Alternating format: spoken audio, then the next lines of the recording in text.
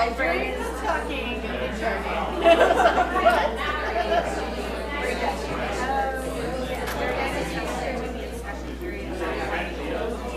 Oh, yeah.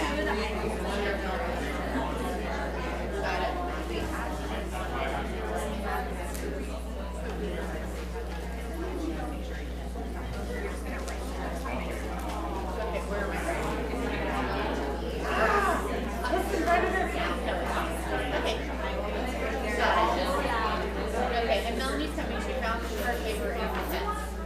I see. So, like, it's like brainstorming stuff.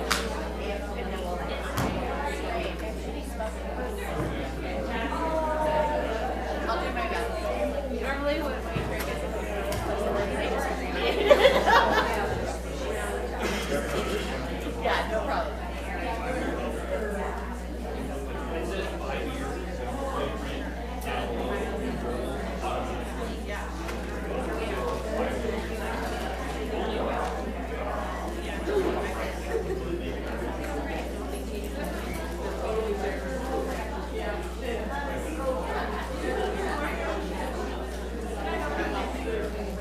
How's your husband's knee?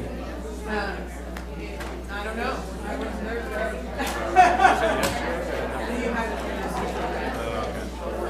It's not like it's all me. Yeah. Still been there.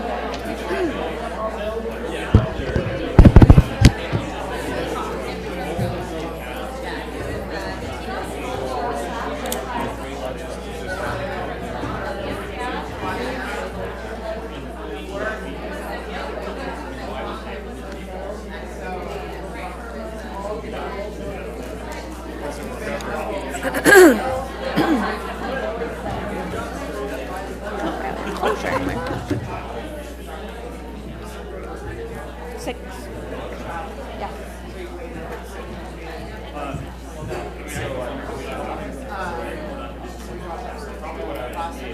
I was like, when are we gonna meet? If we're gonna He's on it. November 14th? Okay.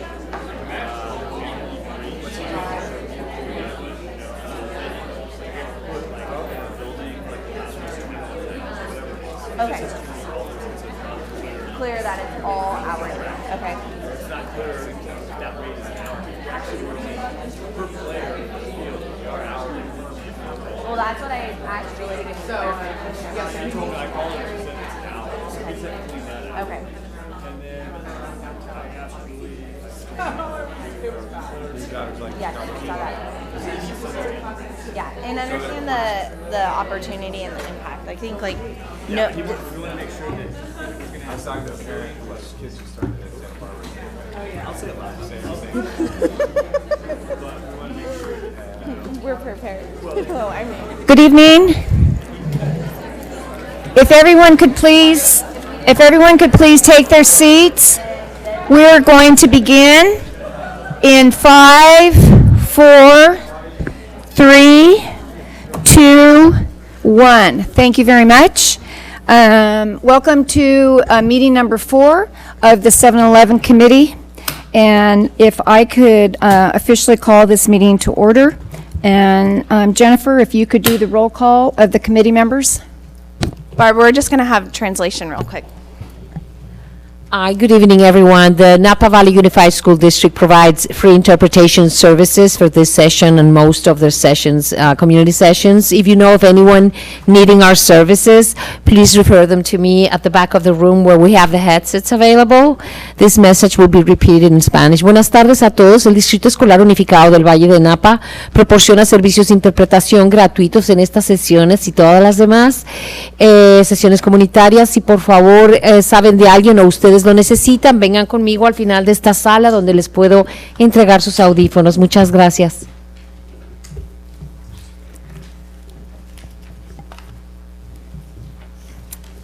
Thank you. Now for roll call. Andrew Dameron. Here. Wendy Pisha. Here. Jaime Magana. Here. Katie Garibaldi. Here. Barbara Franco. Here. Eric Knight. Here. Kay Vang. Here. Arvind Nashal. Here. Laura Miller. Here. Eric Housley. Here. Whitney Ferris. Here. You have a quorum. All right, thank you. We're going to go ahead and begin, and we'll begin with consent items. Do I have a motion to accept the agenda as printed and in front of you this evening? So I have a motion from Eric. Is there a second? Laura Miller will second. All in favor of tonight's agenda, please say aye. Aye. Thank you. Committee members, if you could take a look at the September 17th minutes now, if you've not done so before.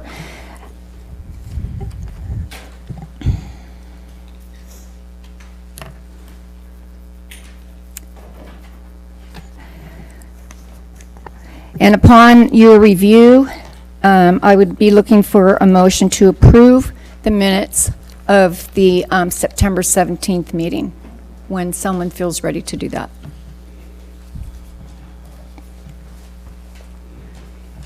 I'll file a motion? We have a motion, Yep. and Eric Knight seconds that motion. All in favor? Aye. All right. I suppose I'm supposed to say any opposed. I'll remember that. We're now going to move into our public comment portion of the meeting. I want to remind people of a couple of housekeeping items. We will encourage people to move to the WAPO room for additional seating. We do have some seating here in the front, in that we don't want to be having people standing in the back of the room. So if necessary, we'll remind people of that as we move through the meeting. We are going to impose again this evening the 20-minute maximum time limit on public comment, just because the committee does have some work to do tonight in terms of completing their report for the board. So, as I said, meetings of this committee are subject to applicable policies and bylaws of the state board. Board bylaw 9323 states that the total time for public input on each item shall be limited to 20 minutes. The chair of the committee has the authority to allow more time for public presentation. We have allowed additional time for public comment at the last three meetings in order to ensure maximum public input regarding the school closure recommendations we are being asked. So again, at tonight's meeting, we will be enforcing the time limits contained in bylaw 9323 to ensure that committee members have the opportunity to complete the work that they have ahead of them this evening. With that, I will call people up. There is a 3-minute time limit. The time will be posted on the monitor, and when the buzzer goes off, please just say thank you so that we can move on to the next speaker. All right. With that, our first speaker is Angela Brody, speaking on school closure.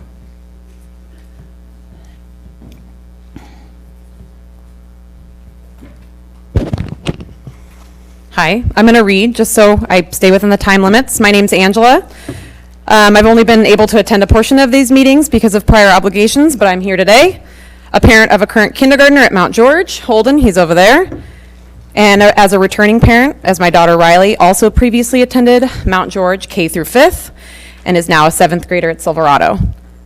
When I open enrolled Riley for Mount George circa 2011, I was told by many parents in my downtown neighborhood that it was the best elementary school in town, hands down, and it has been proven to be nothing but that, truly yielding some of the most amazing kids that I know. Sure, a chunk of this is parenting, but what the IB curriculum, the staff and teachers and community at Mount George has shaped my daughter into is beyond anything I could ever have done alone. Mount George yields leaders with passion and grit. My daughter has dealt with peer turmoil, bullying, harassment, amongst other problems being thrown into a herd of changing, emotional, confused teenagers in middle school. But her communication, risk-taking, open-mindedness, empathy, compassion, knowledge, and most of all, her principled determination are what get her through even the toughest of situations. Being a principled person, what the IB curriculum teaches our kids, is to be a person of integrity and honesty with a strong sense of fairness and justice, with respect for the dignity and rights of people everywhere, and someone who will take responsibility for his or her actions and their consequences. A good leader doesn't take their problems and make them everyone else's problems. good leaders, problem solve, and work with their team. And I'm not sure who's lost sight, but I'm confused about what our district leadership follow up with a team that doesn't really seem a team at all, but rather an unmotivated group who collect paychecks, and move on to the next issue. I'm going to address Dr. Massetti, the leader here, as a mom. I know you have 2 kids. I'm not sure where your kids went to school, public or private, but I know they weren't born and raised here in Napa, and I know they and you aren't really a part of what's left of this tourist-plowed community. Your kids don't go to school here, don't play sports here, aren't part of what makes this community. It's difficult to look at you in this leadership position when all I see is hypocrisy. Because I'm sure as a mom, you want nothing but the best school experience and education for them. When I open enrolled my kids for Mount George, it was to secure the same for them, to know that my kids would love school and thrive to become the best versions of themselves they can be. Elementary school is so foundational for children. It sets the tone for kids through their entire student careers.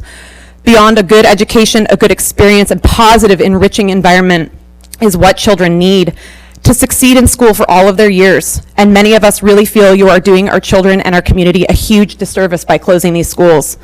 I am very well aware that this committee, as well as the last 6 weeks of meetings and emotional protests from parenting, was created as a formality. I call it fluff. Thank you. Okay. Thank you very much. It starts with the kids.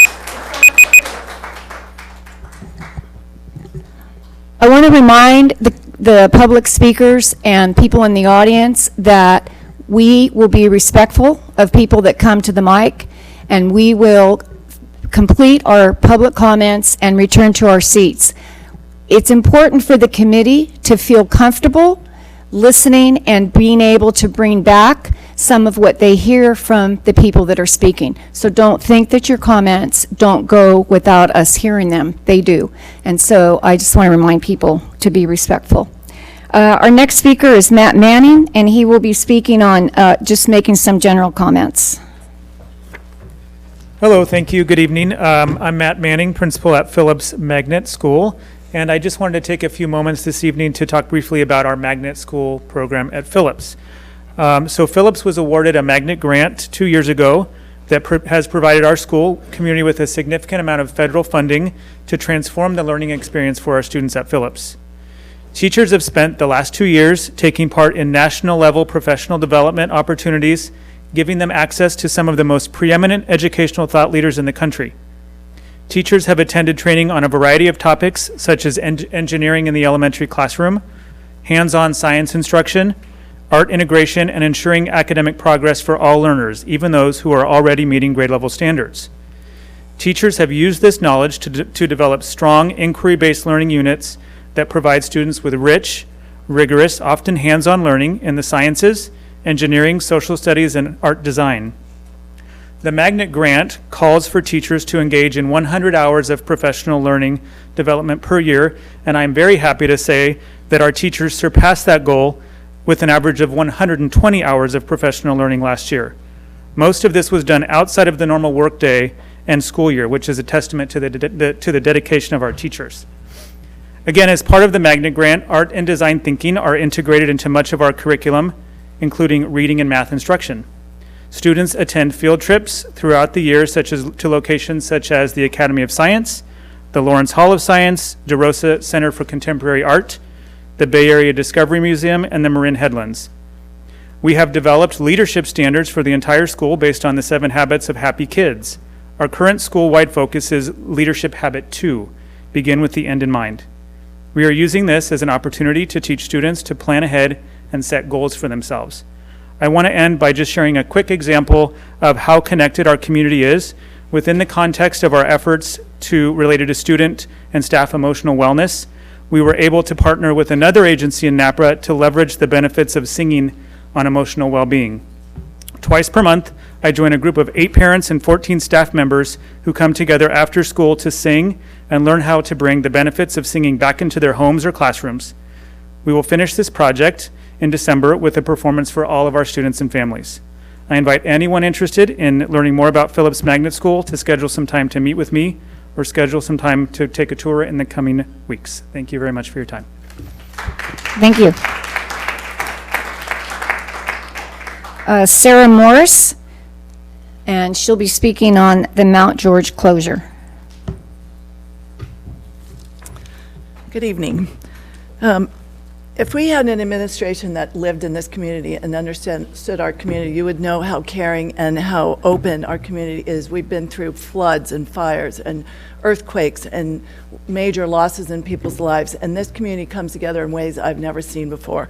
And I think that if the district had been honest about our financial situation, this community would have come up with a solution that didn't include closing schools to come up with the funds that we needed.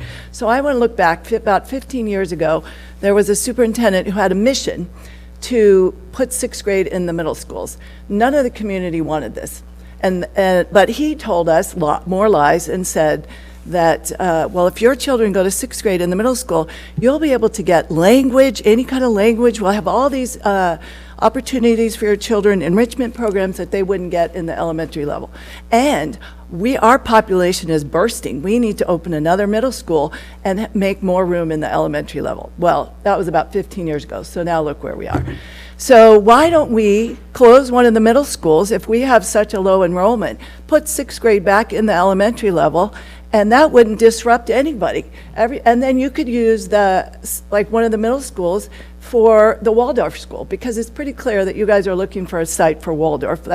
And Mount George and Yountville have been on the chopping block for years, and I just feel like this district has been so dishonest about letting people know what really was happening behind the scenes. And I also feel like when I talk with people in the district, they're being told they're afraid to lose their jobs because they're having to lie to their family and their friends about what the administration is doing in our district. There's no reason for that. It's unbelievable to me. So I think we need to consider other alternatives. There are things that we can do besides close Mount George, which offers enrichment programs for kids in the first 6 years of their lives, whether they continue with IB or not. They are successful kids when they go on through life. My kids went to Mount George. I worked there for 14 years. I've never seen a more hard-working group of teachers, parents, and the enrollment is low there, not because of the community, it's because the district prevented those schools, Yountville and Mount George, from growing. And we had Hispanic populations there, have had lots of Hispanic populations there that love our school, that love Mount George. But I don't feel like the district, I feel like the district has really prevented them from growing into that area. And I believe in small schools. I work at big schools too, and I do see the advantage if you have great people that work at those schools. But it's hard to keep track of everybody when the school is so big. But if you have, like, this whole idea that computers will teach, thank you. Thank you very much.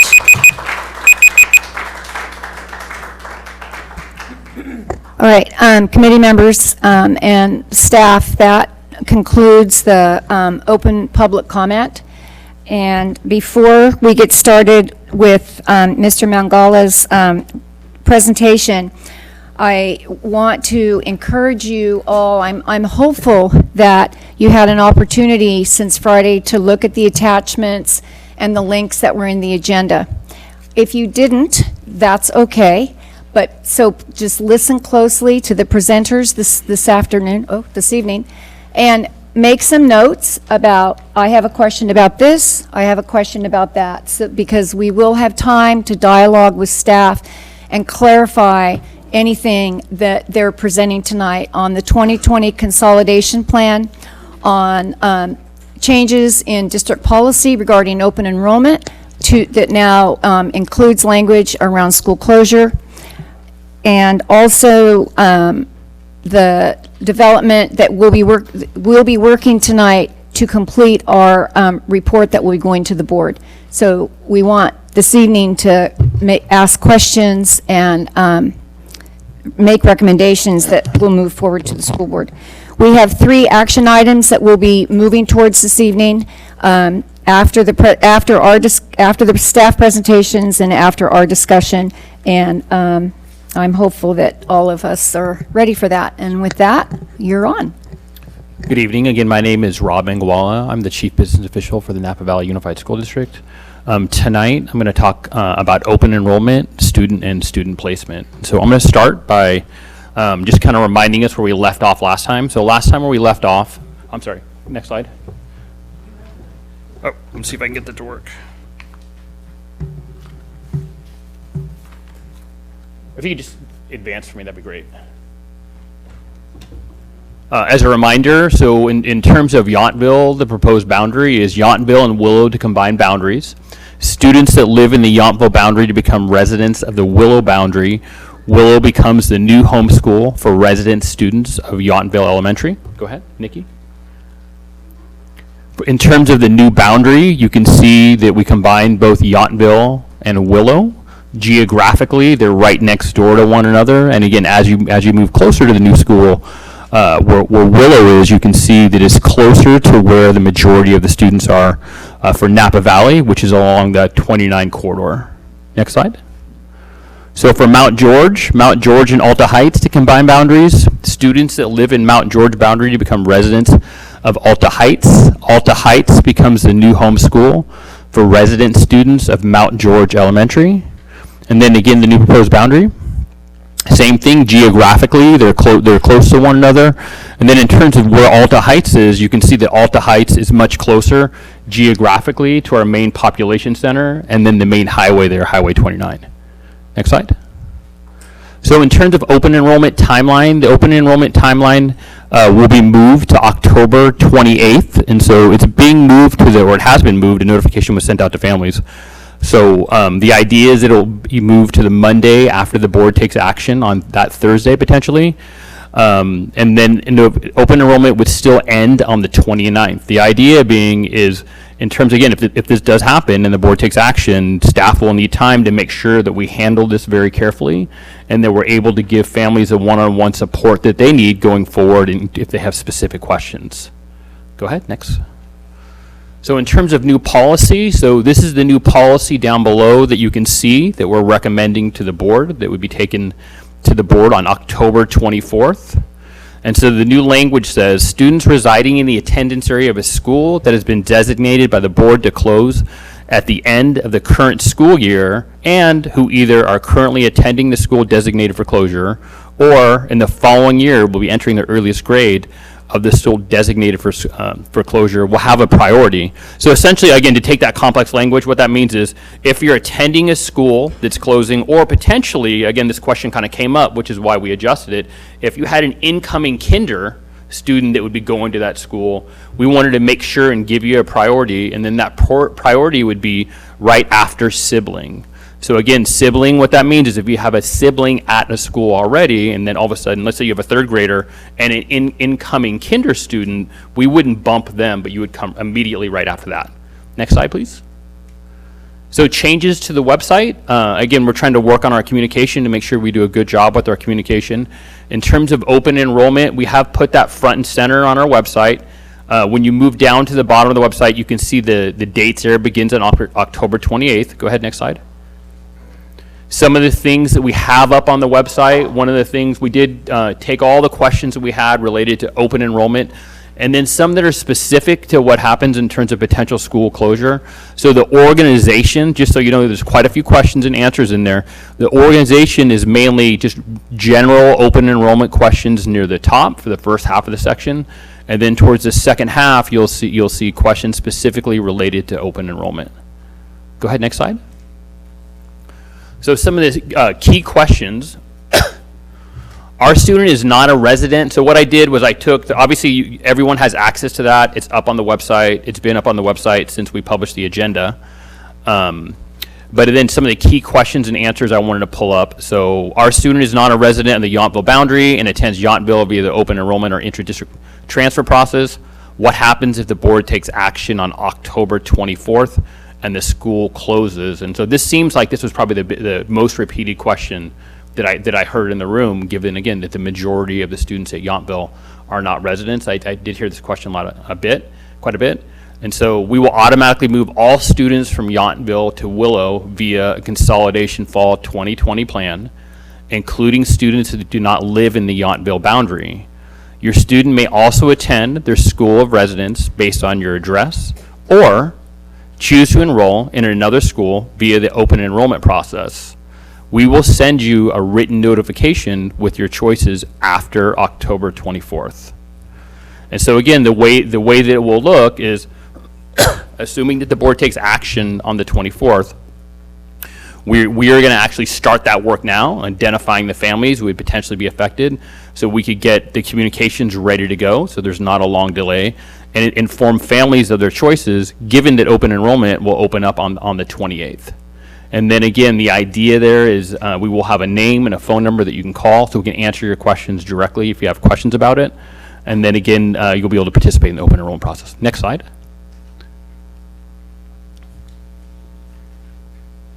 Oh, there should be one for Mount George. Yeah, there you go, Mount George. So Mount George is essentially the exact same thing. So our student is not a resident of Mount George boundary and attends Mount George via the open enrollment or intra-district transfer process. What happens if the board takes action on October 24th and it closes? Again, same thing. We will automatically move all students from Mount George to Alta Heights. The only differences are the schools via Consolidation Fall 2020 plan, including students that do not live in the Mount George boundary. Your student may also attend their school of residence based on your address, or choose to attend another school via the open enrollment process. We will send you a written notification after October 24th. Nikki, if you could go to the website really quick.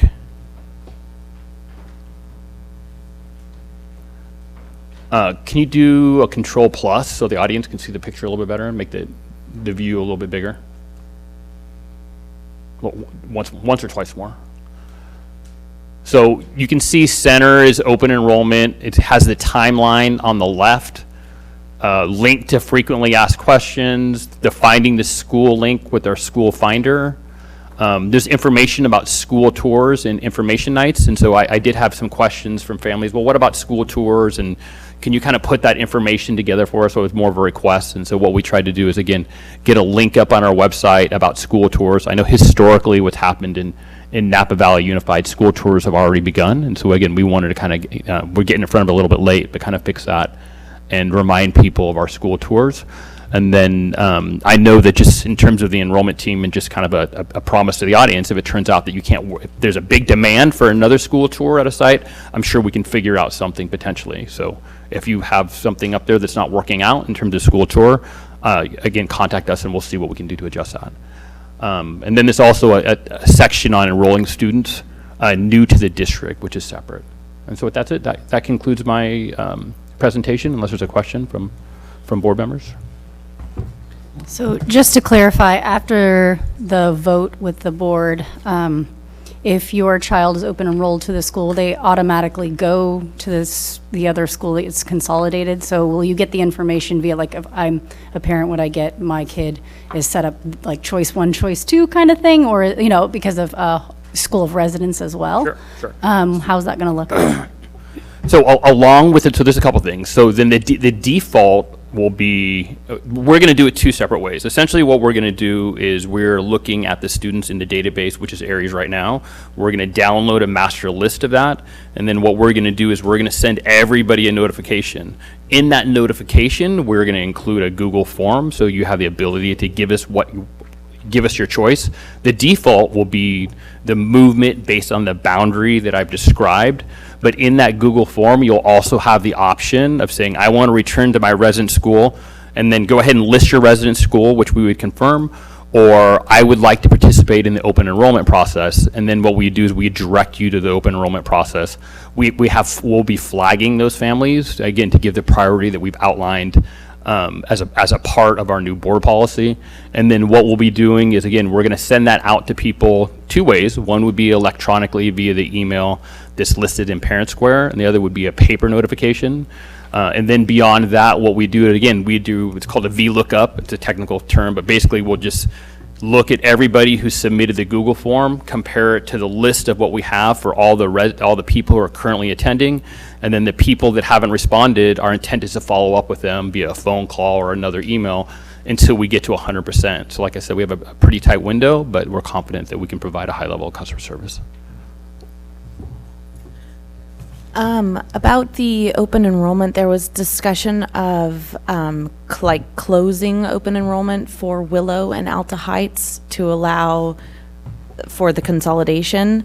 And so when I picture those classes, it's very large first through fifth and a very small kindergarten, because basically the kindergarten class would just be siblings and residents coming in.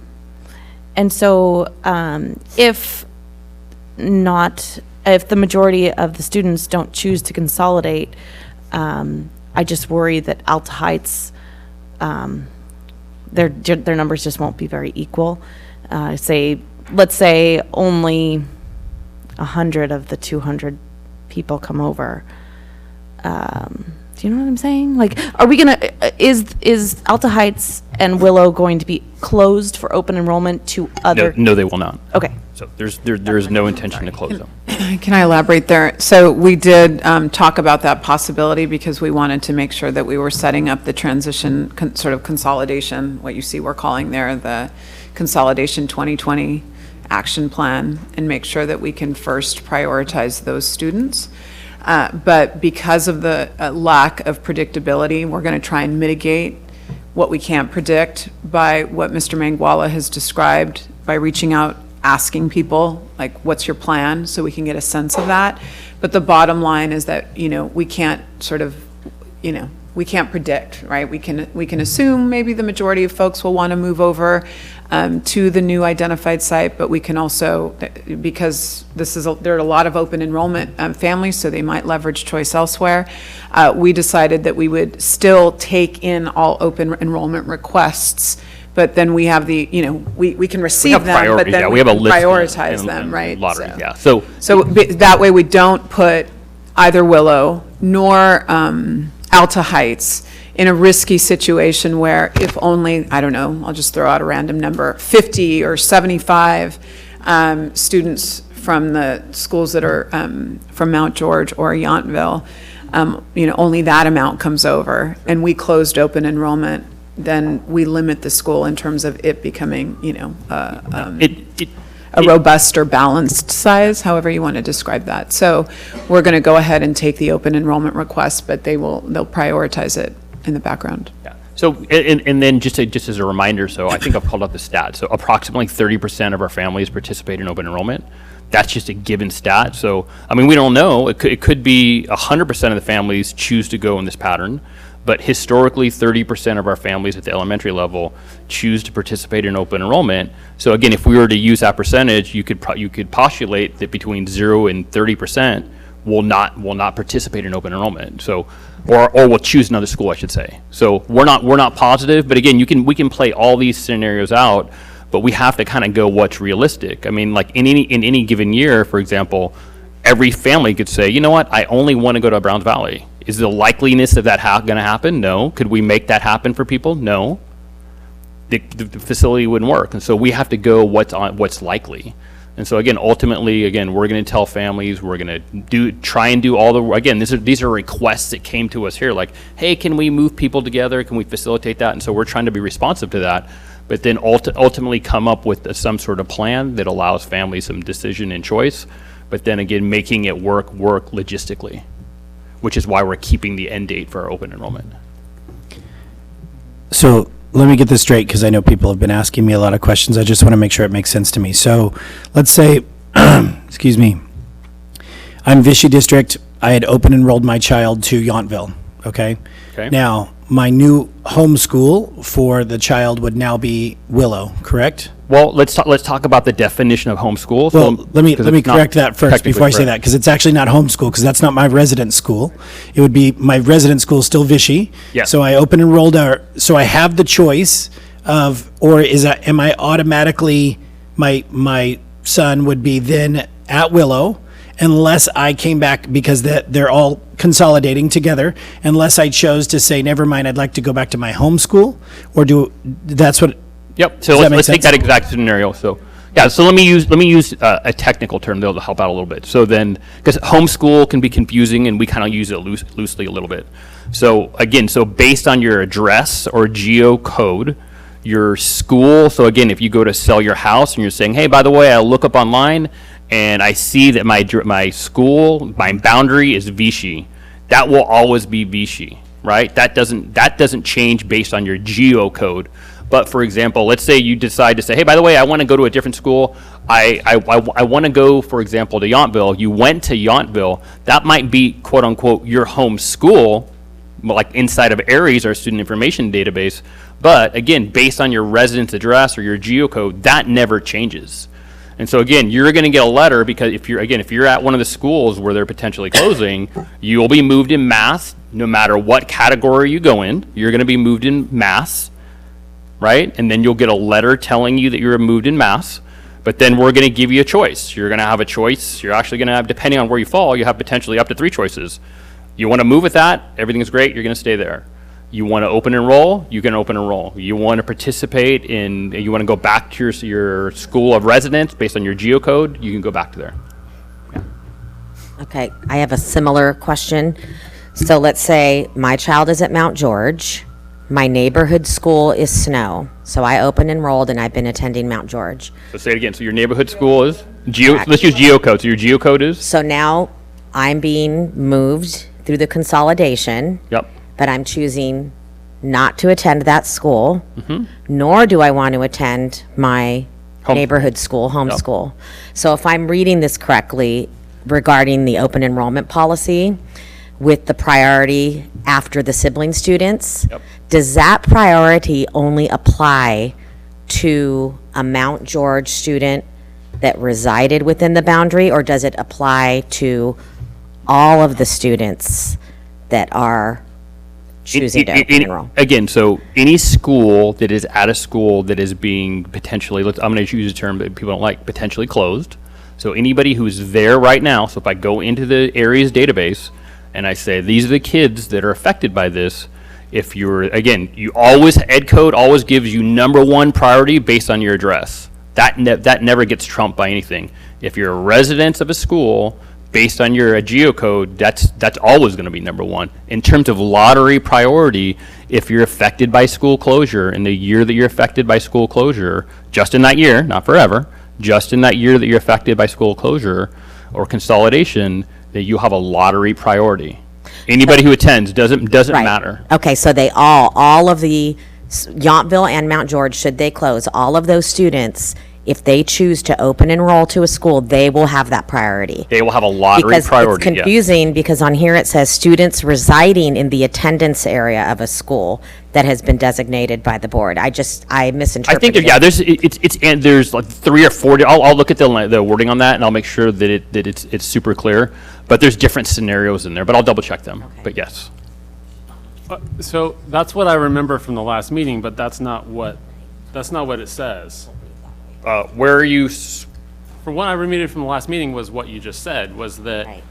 all students, regardless of their geocode or whatever term you're using, whatever their attendance area is, if they're attending a school that's closing, they qualify for priority 3 on the new open enrollment priority.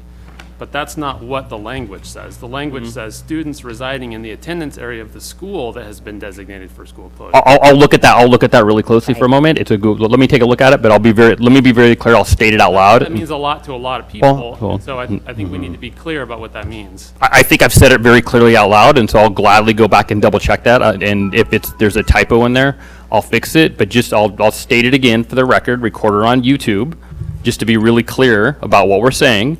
Ed code is ed code. Ed code clearly says that if you're a resident, that trumps everything.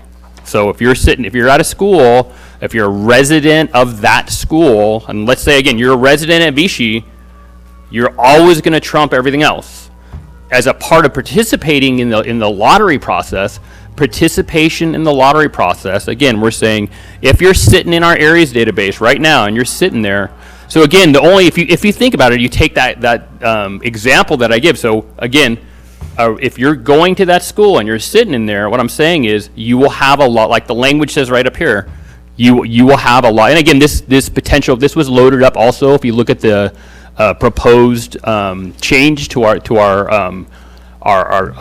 school policy, you'll see that's loaded up there exactly as what it says up there. And so when I go back to my seat, I'll double check that. So it's the word "and" So, on Yeah, it is on the up there. third line that covers that. And who either? Are you talking about up here? So- When you say Yeah. and where? Or. Yeah, because so it should be can, or. it can No, be it could be and. students residing in the attendance area of a school, students residing in the attendance area or currently attending for this year would fall under this priority. And so we can make that modification. Yeah, like I said, if there's a typo, I'll apologize. I can fix it now. It'll be reflected on the website. So before people leave, it'll be up there. Yeah. Okay. Okay. Committee members, one of the things we will be working on tonight is making recommendations to into our report that will go to the board. And that surely can be one of the recommendations, and perhaps Rob can work on that, and then when we I'll have get. it done before the end of the meeting, yeah. Right, Okay. because we'll be working on item 7 when we're developing the report, and then we can include that in the report, the corrected language. Yeah, I mean, it's there. I mean, and who either, A or B, right? So it's the kids who reside and those who are attending vis-a-vis open enrollment, or. So you can't just focus on the first phrase, it's a two-part policy, right? If you wanted to dummy it down, that would be all students attending a school that is being closed Sure. would receive the priority, right? Yeah, we've vetted this language through legal, and this was the recommended around specificity around the potential scenario. So it's the kids residing and the others, because there are a lot of others. And so we'll have to maybe in the FAQ, this is a policy, it has to go up for board policy, so we want to treat it as such. But I think, Ms. Miller, to your suggestion, maybe we can look in the FAQs, a way to sort of clarify that and kind of flesh it out so it's really, really accessible and clear. I have one question for you, Rob. Can you speak to what kind of resources will be available to families who receive the letter indicating to them that they have some choices to make with regard to their children's enrollment in the next school year, kids that are at either one of these 4 schools?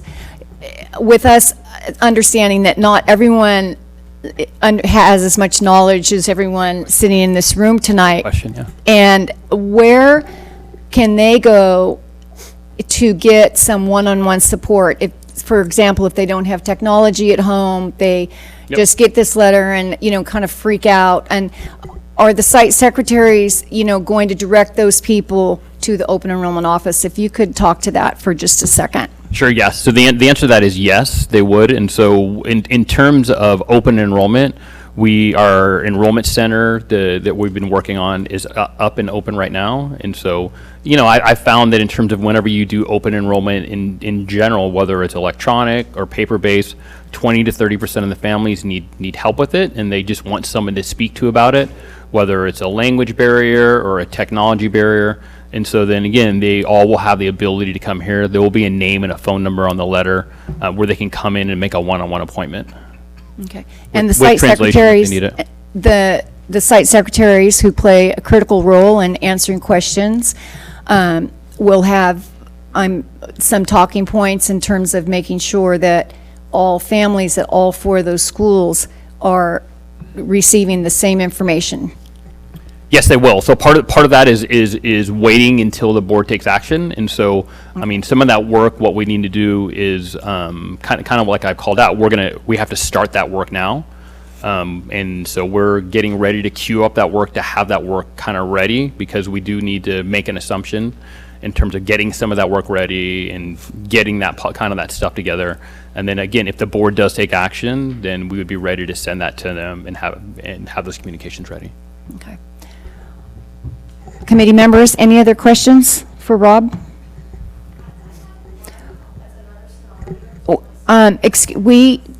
I don't believe we have any public comment cards on item number 5, and so there is no public comment. So I have some more questions. But I'm not going to answer that, but if you want to send us an email outside of that, I'm more than willing to look at it. Because there are, just to kind of address it a little bit, there are some very, very nuanced scenarios. We tried to come up with as many as possible, but when you get to the very nuanced ones, it could just be that just simply trying to put it in writing can cause a lot more confusion than what it's worth. Like we saw kind of like the difference in a little bit of language in there can cause already. And so if somebody has a very specific question about that, I'm more than glad to personally answer that.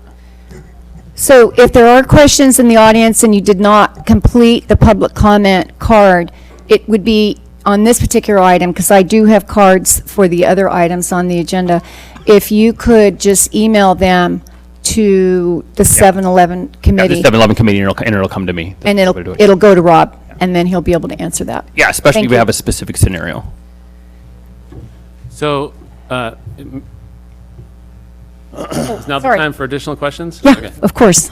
Okay, so I'm looking at, and I'm sure this has been thought. Let me pull it on my laptop. What are you looking at when you say you're Well, looking at? hold on, let me formulate my question. And so, I'm sure it's been thought through, but I just want to make sure. So, I'm looking at the demographics analysis and facility capacity study, page 153, lists the available capacity at the elementary schools. And it lists Willow. That's old. It's 2018-19. Right, but look at Alta Heights number is only. That's my question. Yeah. So it says that Willow has 219 spaces available, which would be sufficient for housing the, accommodating the Yountville school. But it says that Alta Heights has a capacity of 81, available capacity of 81. It sounds to me like you're asking a question that's not on the agenda tonight. Is that related to? Well, You're go- no, I'm not going back to meeting one. I'm asking a question about consolidation. And when it talks about, it's clearly part of the agenda, it's part of this item where you're consolidating the boundaries. Yeah, so in terms of having capacity and stuff like that, I mean, Capacity, my question is there capacity for 200? Yeah. yeah, that's Mike. Yeah, I'll have Mike answer that. But again, based on our analysis, yes, there is. On tonight's agenda? We've But already we're talked not- about capacity. That was another meeting. We're not going not to going back revisit to the that. full capacity issue. We've We're not already going addressed to that. resurrect going through all of the capacity information that we shared. I think it was in meeting one. However, have we looked at making, yeah, I think your question is, have we confirmed that the receiving facilities have capacity for the maximum number of students that could potentially be absorbed into that given facility? So have we checked to make sure that if Mount George moves over and every student comes over, are we able to accommodate that?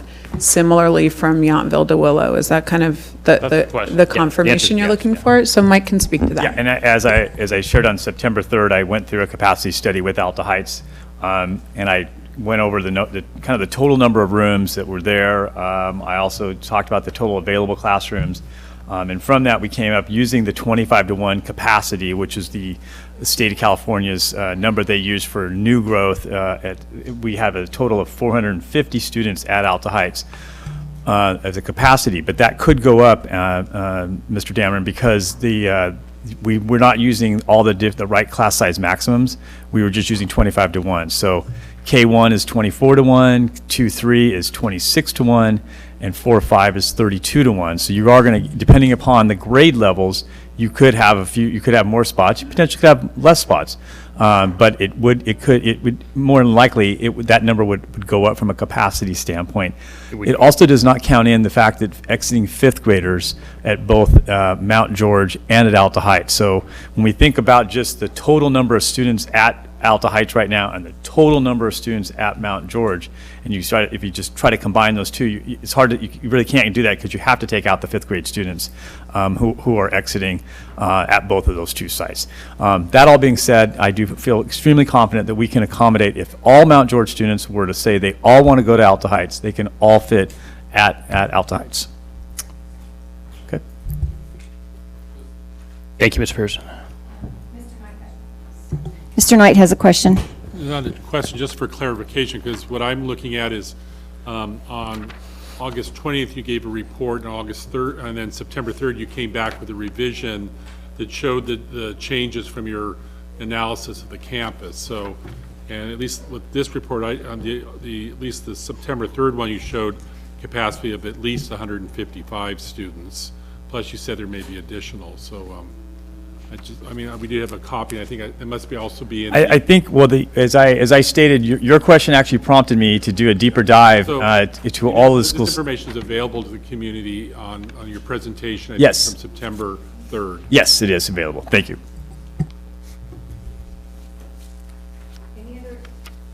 Any other questions for Rob, committee members?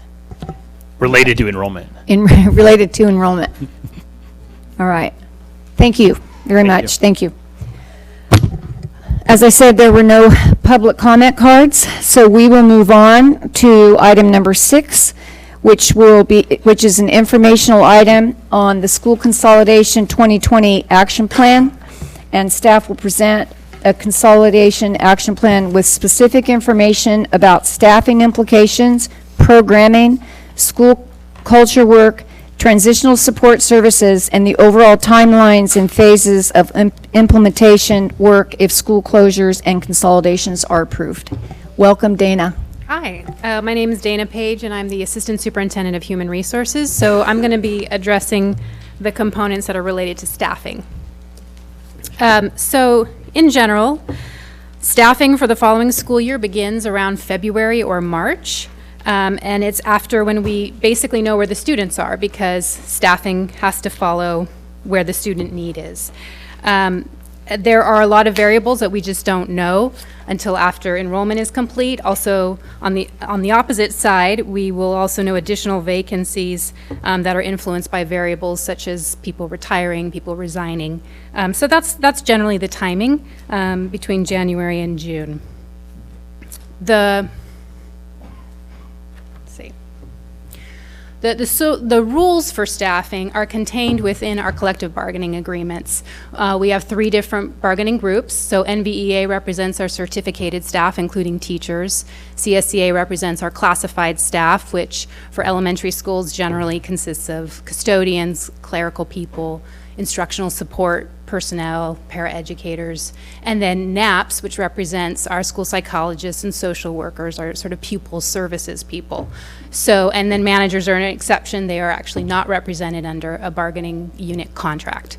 So this is where we look to for any rules around staffing that we need to follow.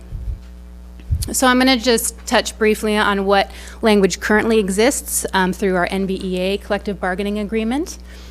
And essentially, the rules for teachers are that we look for vacancies, and when we have teachers that need a placement, either because enrollment at a particular school has declined, or even in the event of a closure, then we're looking at where our vacancies exist elsewhere in the district. And we would place teachers based on a process of administrative transfers. And the language here outlines kind of the order and the criteria that we would use to place teachers. And generally when all things are equal, whereas like in elementary school, teachers credentialing is very similar. Pretty much all elementary teachers have a multiple subject credential. So we would primarily be looking at seniority as a basis for placement for administrative transfers. Administratively transferred teachers do have priority over any teachers that want a voluntary transfer. Our CSEA employees have slightly different language, so in the event that a position is eliminated for any reason, a lack of work or lack of funds, then the person who's holding that position, we would try to place them in a vacant position elsewhere in the district. If no vacancy existed, then they would have the rights to displace a less senior employee. We have an appendix that is specific to our instructional support staff. Often those people would follow, if they're a special education, one-on-one kind of paraeducator, they would follow the students. If they are assigned to a school site, if they're assigned to a school site, they could also be reassigned depending on need throughout the district. For NAPS, our school psychologists and speech therapists and social workers, their positions generally depend on caseload, and their positions and assignments are looked at year after year and generally adjusted accordingly to the needs. So before we move on to instructional support services, I just want to say that this really only primarily addresses the logistical processes around this, and we know that school closure is a tremendous loss to not only the families and the students, but to the staff that are at the school sites. So HR will be offering the support in terms of the logistics of the staffing, trying to understand the preferences of the staff who are there and offering options to the employees. We also know that there are colleagues throughout the district that are extremely sympathetic to the situation of the staff at these sites, and we've spoken directly to teachers at Willow and to Alta Heights, and I've spoken to a number of other staff members, and I know that people are feeling a great deal of empathy, and either because they've been through a similar situation or because they can relate to the feeling of being deeply connected to their school site, and they are ready to receive any new teachers or staff members who would be coming to their school sites. If we have staff members who are profoundly impacted by a sense of grief and loss, we do have an employee assistance program. We'd be happy to connect people with that. And Marianne Baez is going to talk a little bit more about our ongoing support and engagement with the staffs around instructional programs, and HR plans to be a part of assisting in that kind of collection of information and offering of support. So I'll turn it over to Marianne Baez to illuminate a little more about that. Hang on a second. I want to make sure the committee doesn't have any questions pertaining to this. This is technical information for people who maybe aren't familiar with the collective bargaining agreements that particularly the teachers work under, as well as CSEA and NAPS. So this would be a good time to ask questions of Dana. Yeah, Wendy. Hi there. I have a question about, is there a difference between the language in consolidation and closure as it relates to teachers being bumped? So teachers don't generally bump. We don't have that kind of displacement language like we have in the CSEA contract. There is no mention in the contract at all of consolidation. There is specifically a mention of closure. Yeah.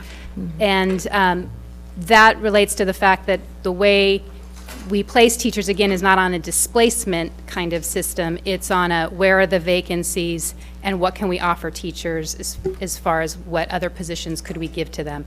The order is primarily based on seniority, but sometimes there are other factors, and sometimes there are ties, and we have tie-breaking criteria that we have to also look at. So specifically, we have 3 teachers at Alta Heights that are concerned about being bumped with the consolidation because Mount George teachers, there's talk about moving the teachers over also that would have seniority over them, and they would be bumped. No, you're saying no. Okay. And the, well, that answers my question. The other thing that I did want to say as it relates to this is there are lots of teachers that go to school with their children. And so is there any sort of priority with those teachers that they could know ahead of time? Because there are some teachers that are probably wondering what school to enroll their child at because they're not going to find out until as late as June what school they're going to be teaching at next year. Can you answer that, how that would work for the teachers? From 2 different angles, I'll approach that. So one is the open enrollment question, and people who work at the school site do have some priority over just any person. Rob would be a better source for exactly where in all those different priorities that's going to land, but my recollection, correct me if I'm wrong, is that they're one up from just general public who wants to open enroll to a particular site with no sibling priority, with no closure priority, with no other priority. However, I have had the experience of working with teachers when we've needed to move someone based on an administrative transfer because of a decrease in enrollment. And it's not outlined in the contract, but one of the things that we have tried to do is find out, potentially, we have multiple options for that teacher, and we can find out, is there room at that site for their students so that they could move along with the teacher? So we have done that in the past to try to support our employees and making it easier for them. Okay, and then also, we are talking about consolidating 4 schools into 2, but just through hearing word of mouth, there are possible large groups considering other schools. And it would be, I would think that it would be helpful for those other schools, for the teachers maybe to follow. Like, say there's 60 kids that want to go to Phillips, for example, wouldn't it make sense to move 2 or 3 of the Mount George teachers to Phillips? And it would be, I mean, obviously that's more of a puzzle than just two schools, but It is a big puzzle, yes. But it does follow the same sort of general processes in the contract. So that's why we have to wait to see where students land and where our vacancies are. We can't do that work until we know where the vacancies are and how many teachers we need to place. And then we do the work of finding the options for people. It would make sense to me that if a large group went to Mount George, there would be many vacancies there. Or if a large group went to Alta Heights, there would be a lot of vacancies there. If a large group went to Phillips, we would have vacancies there. Again, we can't confirm that until we actually know our numbers at the sites. And then that does change throughout the few months leading up to school sometimes, and it also changes based on the fact that teachers may resign or retire or move on even between the time we start this work to when, June or summertime. okay, thank you. Any other questions from the committee for Ms. Page? Okay, thank you very much. All right, Marianne Valles is going to talk to us about the plan that's been developed in terms of the instructional support that will be needed for these 4 schools. Marianne? Thank you. Thank you for the opportunity. I want to start by saying that NVUSD has a long-standing commitment to what we call interest-based problem solving. And it's a strategy we use both in the district to engage in labor negotiations, but it's also a process we engage in to solve problems both at the site and the department level. If NVUSD engages in school closure, use of interest-based problem solving will help support healthy transition. In terms of the steps that will be taken upon any decision, transition teams will be established, informational sessions held with teachers, staff, and parents, followed by planning activities leading to the execution of the moves that will be needed. So the list on the slide is some of the things that would immediately be done, which is to bring together parents, staff, and in some cases students, when it's appropriate, to talk with them about the transition and what their thoughts and interests are. We would establish for certain a transition team at each site and a district level transition team that would support those sites. And from my perspective, the kind of work that I would be responsible for leading is the discussions around instructional programs, support, what we consolidate in terms of materials, supplies, and services, thinking about before and after school programs, which has come up from some of our parent inquiry. So all of that work is done across the months leading up to the close of school in June. And the other part of responsibility that I have is around school culture and climate and the kinds of initiatives that we will take on to ensure that we have a healthy transition. So if closures are determined and the programmatic and logistical plans have been developed, the work of building new school teams, establishing culture and climate, uniting staff, parents and parent leadership groups, and student-focused activities to ensure smooth and supportive transition will take place both in this current year and throughout next school year. We have some really good learnings that we can take from the transition or the opening of Willow Elementary, and a lot of work that they did very intentionally around uniting the staffs and the parent groups and the students from both schools to develop a new identity. And we can take what's really great from their process and apply that thinking to the groups that come together at these sites so that we can together form the new identities for each site. That's my presentation. I'm happy to take questions. So I would like some more information. I know that those 2 schools merged together. What were some of the challenges that arose merging them? Specifically, Mount George has a different curriculum, an IB program that we've been using for the last very long time. And we haven't had a chance to actually meet up with Alta Heights at all and talk to them about this. It feels, forceful to just come in and say, this is what's happening.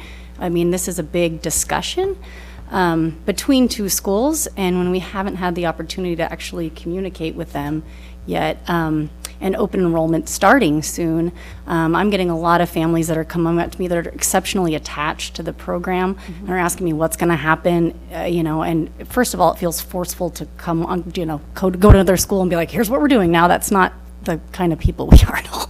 But given the time frame that we have right now, there are a lot of families who are concerned because if they've expressed to me if the program isn't going to move, or if we don't have that option, if they're not open to it, and I don't know because we haven't talked to them yet, but if they're not, then we want to know that, because then we want to explore other options, possibly at another school. And I'm not trying to be rude to Alta Heights at all, I promise. But it's I know there was a big discussion between those two schools because they took a magnet grant along with them, and then the other half of the staff had to kind of buy into that, and that takes a lot of work together as a new team. But given that we have such a short time frame on this, then I know families are feeling a little nervous because they're unsure where they want their child, and that's kind of dependent on some of the programming. Of course, I understand that consternation and worry. I think, though, I would have to trust the process of IBPS and bringing the staffs together and working through those various interests and options that would emerge from that work, because in the time between now and the decisions that every family will make around open enrollment, that work will not have taken place yet. I want to acknowledge that. There is, as you all know, another International Baccalaureate elementary school. It's Bel Air, and that has an ongoing program that is healthy and thriving. But the work of integrating schools and talking about program and giving everyone equal opportunity to convey their interests is a commitment. I understand that. That's what I'm trying to convey. It's Yeah. not just a quick decision. However, it is going to impact a lot of people, so it's something that needs to be looked at. Understood, Yeah. absolutely. Because I see the timeline, and the timeline's all the way, to March for this. So at that point in time, some of these families probably will have made a different decision. Obviously, if nothing has been even discussed between two schools for this transition, then they, that might be a different decision they have to make then. I want to interject that the processes of human resources and teacher placement intersect with these decisions as well. So when we know where students go, then Dana and her team get to work and we learn where staff go, and then the conversation around program follows that. And not that we have to wait lockstep for other processes to occur, but I'm going to acknowledge it's going to take some time for us all to come together and actually work the process and define the instructional programs. Yeah, I understand. That's it's not a quick decision. Yeah. Katie, I actually asked a friend who's a faculty at Willow, knowing that they just went through this, and I just said, hey, how'd the transition go? And I didn't tell her all the details. She said it was nice that when we were going through this, we had some extra admin support. Adding 100 plus in the year was a lot to handle. I'm sure there are logistics we can't anticipate, so solid planning and regular transparent communication is very key. Willow staff is excited to welcome new staff and students to support this transition. This time we don't have to do it during the midst of construction, which was the most challenging aspect. So it was nice to hear that she was very positive on how it went, all things with another 100 kids in like that too, so. And I think one thing this committee, we have to remember is that all we've done so far is make a recommendation for closure, and that won't go to the board for a vote until October 24th. So the wheels of Mary Ann's work, the wheels of Dana's work, the wheels of Dr. Mussetti's work, the wheels of Rob's work really kicks in depending on what that board decision is on October 24th. So it's the team and the staff working to the best of their ability to foresee the different things that are going to have to take place at school sites in terms of the curriculum, bringing staff together, and teacher transfer, and so on. So I just wanted to say, we need to remember it hasn't been approved by the board. We've just made a recommendation. Thank you. And finally, I want to just draw attention to the chart that's now on the screen, and it's part of the packet. So it was our attempt to provide the community with some maybe more definitive and time-bound examples of what work would be done in what period of time across the year following the final decision of the board, and then, you know, stepping into action around open enrollment, staffing, and the work that we do at the site level. So I hope that is helpful. I think it needs to be said that realistically thinking, Katie, I'm kind of talking to you right now. Realistically, I don't want any Mount George families to think that their IB program is going to roll into next year. It's not. It's not possible. So, and I am no expert, but I just feel like that needs to be said. I feel like we're saying that, but kind of between a lot of lines. And I just hope that everybody realizes that if that is going to be maybe the end result at some point, like if you have a fourth grader and you want them to continue IB consistently, Alta Heights isn't going to be able to offer that next year. And that's, sorry, I don't even work there, but I just want everybody to hear it, because I feel like everybody's saying it, but maybe not everybody's listening. I will interject a piece of information around IB and certification. So it's my understanding that an IB program would have to be recertified in a new school. It does not follow to a new school. And so the process of Alta Heights becoming an international baccalaureate school would be a lengthy process, because it would have to recertify, or not it would have to become a certified program. It doesn't come over from the closed school. Any other questions? Go ahead, Eric. So it just continues, I guess, to prompt a question in terms of open enrollment for parents. So I know you've provided a lot of information that staff will have an open enrollment office, and it can answer the questions of parents. But I guess if the parents have concerns about continuing their child in an IB program, and they can communicate with the open enrollment, and you're saying that there is a program, there must be space available at Bel Air if a parent wanted to continue in that program. So there's an option available for them? That is correct. I just had one other quick question, and just to bring forward as a part of your concern when you're working with Yountville Elementary School, is that more than 50 students in that student are involved in an after-school program. Yes. So a part of your planning and blending, I would just encourage you to also include the town of Yountville, the Parks and Rec Department, because they've been very involved with the after-school program in Yountville. And from my understanding, there's the Boys and Girls Clubs involved in that program at Willow, but there's also possibly a waiting list. So I just encourage you to work with Yountville. I think they will do everything they can to help facilitate and provide as much support for after-school programming when the Yountville children move to Willow. So thank you. Yes, thank you. Mr. Knight, I do want to respond to that. When we went out, Ms. Valles, Mr. Pearson, and myself did do an engagement evening at Alta Heights and at Willow. Was that last week? We were there? Yes. We were there last week, and this did come up as an issue for both communities. And we have a lot of work to do, and this isn't neither the time nor space to get into the details of it, but we have a lot of work to do in this district in general around before school care and after school programming for all elementary schools. There's inequitable access to after school programming across the district. There's tremendous amount of variance around program delivery and model, because we rely on external agencies to deliver on that. And as a consequence, we don't have a tremendous amount of consistency across the district. So that's kind of 50,000 feet in the air.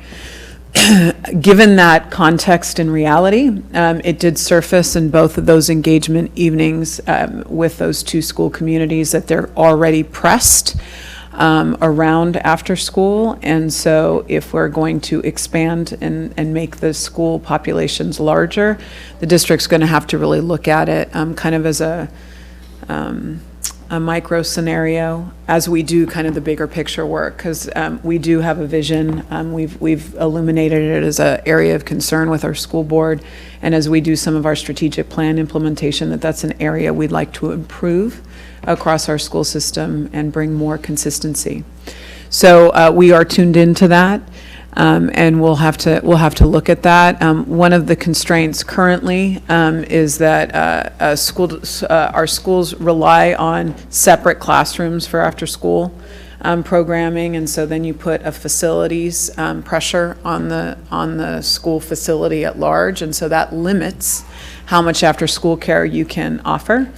Some school districts remove that limit by, identifying rooms that'll be used for after-school programming. I'm not saying that that's like our next natural step, but that's kind of the creative solutions we're going to have to look at if we're looking at increasing our equitable access to after-school care across all of our elementary campuses. So there's a lot of work to be done in that area, and we'll obviously have to intensify the work for these two schools given the impact that we're bringing to those school communities.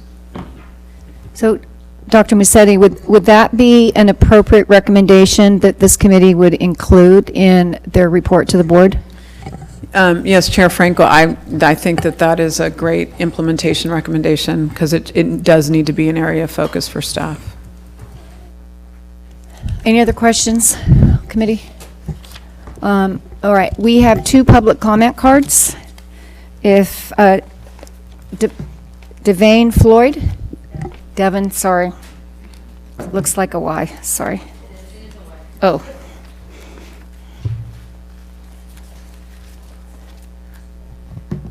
Okay, good afternoon, evening.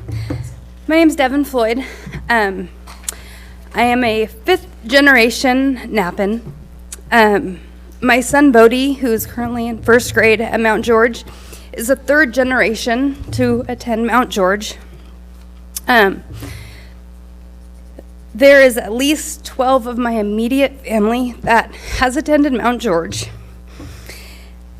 To say that Mount George is my home is an understatement. I've driven by that school I don't know how many times in my 38 years. I'm supposed to be here and talk about facts, but I think it's really important that you guys realize how much you're upsetting my family, my tradition. My 3-year-old daughter is probably not going to attend Mount George. And that's hard for me to take, obviously. I attended the meeting at Alta Heights. And I know at the last 7-Eleven committee we were positive and we were open and welcoming, and that wasn't the feel I got at that community meeting. This impacts Alta Heights hugely, right? You guys are worried about your culture. What about Mount George's culture? What about our teachers that have given so much to provide that culture to the kids?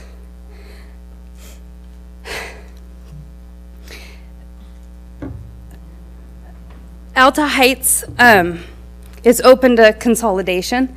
This isn't a consolidation. That was a good play on words to get a certain vote at the last 7-Eleven committee. If the majority of Mount George doesn't go to Alta Heights, which I honestly don't think that they will, if this doesn't solve our budget crisis, Alta Heights is next. So, I mean, we all want to be honest. That's the truth. We already know it was established and it was very obvious at the meeting. IB will not transfer over. It's just not a possibility. And with Pearson and the class sizes and the capacity, which has changed almost every meeting. The only way we're going to get a consolidation, or the majority of Mount George students at Alta Heights, is large class sizes, which is, I'm sure, nobody at Mount George wants. That's not how our classes work. And as a parent at Alta Heights, I wouldn't want that either. Thank you. Thank you very much. Our next speaker is Mallory Machado. Machado. Oh, you think I'd know that by now. Well, that'll tell you how many times I've Welcome. been here. Good evening, everyone. Mallory Machado. I've been at each of the board meetings since this process started. This is my fourth 7-Eleven committee meeting with all of you, so might as well be sitting on the other side too, right? In your shoes a little bit. I came up here to talk about the consolidation, mostly about the International Baccalaureate program and how much it has meant to me as a parent at Mount George. So we were at AR homeschool, which is now Willow, and that's a fantastic school. Just it wasn't a fit for us at that time, because I really wanted a global cultural focus for my children, and there was a reason for that personally. So my husband's parents are immigrants from the Cape Verdean Islands, which most people have never even heard of, small cluster of islands off the northwestern tip of Africa. Came here in the 70s, started as vineyard workers, and my father-in-law, now 40 years later, is a cellar master at Behringer Vineyards and about to retire. And I tell you that because it's the story of strength, it's the story of culture, it's the story of them. My children are biracial. My husband's half black, half Portuguese, coming from those islands. It's the story of them needing to know early on that we are not the only entity, that this is a global cultural focus. Andrew was in 4th grade last year and did a government unit with Mrs. Holquist, one of our teachers, and instead of just learning about the American government, he also learned about the Chinese government, the Venezuelan government, and the Colombian government. How many people in a room, I didn't know about the Venezuelan government or how it operated and that it was democratic, but my 4th grader learned that at Mount George. So I'm coming up here because I want IB to be a priority. So I think we can recognize that, yes, it's not going to be an overnight thing with IB because it's a process, and that's fine that, you know, if you want IB for the next year, you shouldn't go to Mount George. I don't know that I agree with that statement that was made earlier, but I am going to say that with our teachers comes those programs, and it's important to us to keep those programs intact, and we understand there's a timeline. But what I'm asking out of the 11 of you is that in your vote for consolidation, you make it a stipulation that IB is a priority with that vote, that our program stays together. There is another IB school in Napa. I've toured it myself personally. These teachers have been doing it longer. They were the first in the district to do it. They've been doing it for decades together. So they already have the system and the community set up around IB. So sending us to another school strictly for IB, that's not the answer. The answer is to keep that IB community together that's already established today, and to vote around the consolidation that International Baccalaureate stays with the Mount George community. And that's what I'm asking of you guys tonight. So thank you. All right, thank you very much. Well said.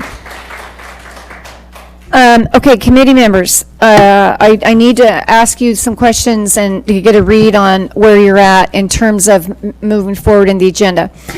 We've reached a point in the agenda where we're going to have some dedicated time to work on the report and complete the report tonight. I would like to recommend at this time that we take a 5-minute break, process a little, stand up, stretch, move around, because we do have some work to do when we come back for item number 7. Can I just get sort of a, yes, that's fine? Yes. All right, we're going to take a 5-minute break. I need to do that. Okay, hang on.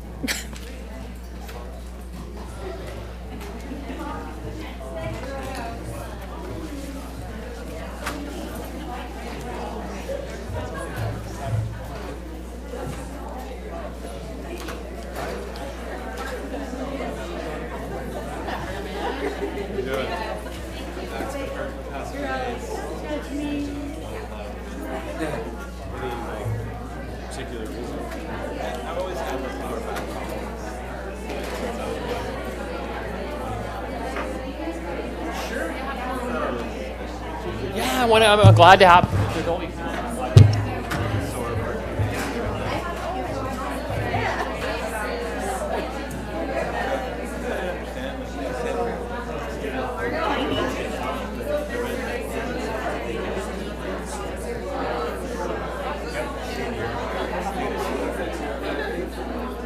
I don't, so then the only one, so let's talk about the nuance there.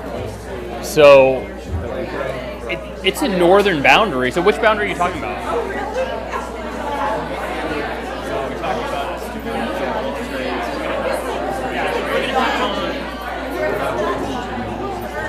We are going to have it up online, so we're going to have it both ways, because one thing that I noticed too is that you have like a list of addresses, and then in addition to that, there's like when they try, yeah, nothing really maps nicely depending on the side of the street.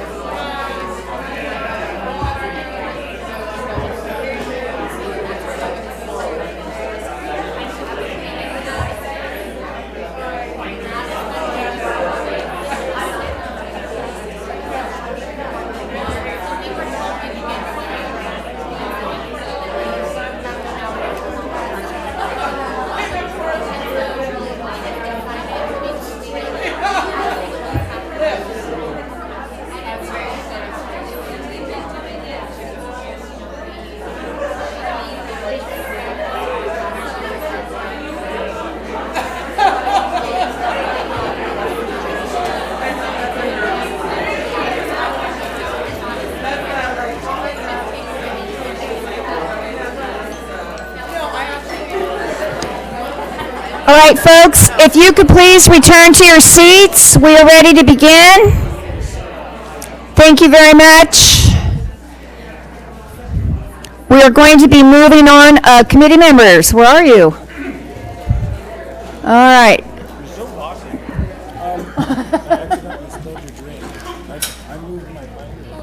Oh.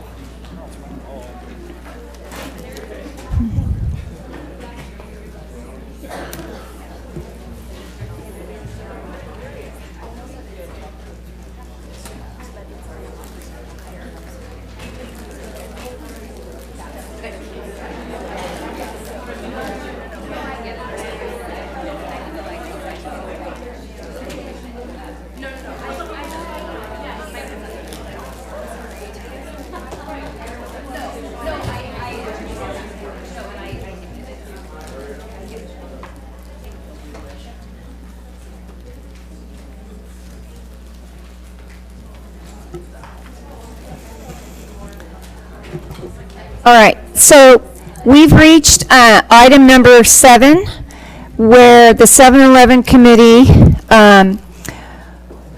will be working on the final report in a study session and discussion, with a discussion very similar to what we've been doing. I've been taking some notes in terms of things that I've heard potentially that can be included in our report. But first, I'd like to walk you through the report that is a template that's being used. If you have that in front of you, we're just going to do a quick walkthrough. Dr. Musetti, who will be scribing for us tonight? Staff. Okay, so we have people. So we have staff that will be scribing recommendations and that we will want included in the report that goes to the board. This report will go to the board for review on October 10th, and Eric and I will present it to the board. Then 2 weeks later, on October 24th, the school board will make the recommendation that will follow this report, and we're going to walk through it, of the decisions that were made last week to close Mount George and Yountville, and the potential decisions that we will make tonight to consolidate those two schools. So with that, I want to do my best to walk you through this, and we can add to it as we need. And if you have something, I know Eric has something that he wants to add, I want to be able to get all of that captured. To the committee members, I do want you to know that if I miss something, it's okay to interrupt me and say, Barb, I really want to stop and pause on that. So I think that all of us have different interests around what this report needs to look like, and we need to come together as a committee and be able to walk away from it and say that this represents what we've heard, what we've learned over these past 4 meetings. So, and it is a draft, and like I said, there's staff that is working to revise this as we're talking. The initial part of the report is tells the purpose of why we've come together and who we are, the members of the committee. And Eric, you had a recommendation that you wanted to make on that part. You want me to go ahead and do it? Okay. We have a recommendation that where my name is, it should say chairperson, and where Eric Housley's name, it should indicate that he is the assistant chair. Is that appropriate? Okay. All right, thank you. So that's done. It also, the report indicates to the board who the alternate members are. They've been sitting to our right over here, and I just want to look to you folks to see if there's anything that needs to be changed in that regard in terms of your names. We good? Skip? Good? Chair Okay. Franco, I have one comment. This came from, via request in advance of the meeting from one of the alternates who's not here tonight. And we discussed it, legal counsel and I discussed it, and thought that it was a valid suggestion. So maybe somewhere in this report, we would note, as you speak to the alternate members, that we would include a statement that would say, although the alternates were invited to attend and observe the meetings, they did not participate in committee discussion or deliberation. No alternate was asked to stand in for a committee member, and therefore no alternate has cast a vote on the matters contained in this report. So that all 11 are present tonight, so that remains true through the series of 4 meetings. Okay. So we agree with that. We think that that's a good idea, and it would be representative of what happened. Okay, all right, good, thank you. The report goes on to clarify precisely what our role has been in this work that we've been doing the last 2 months.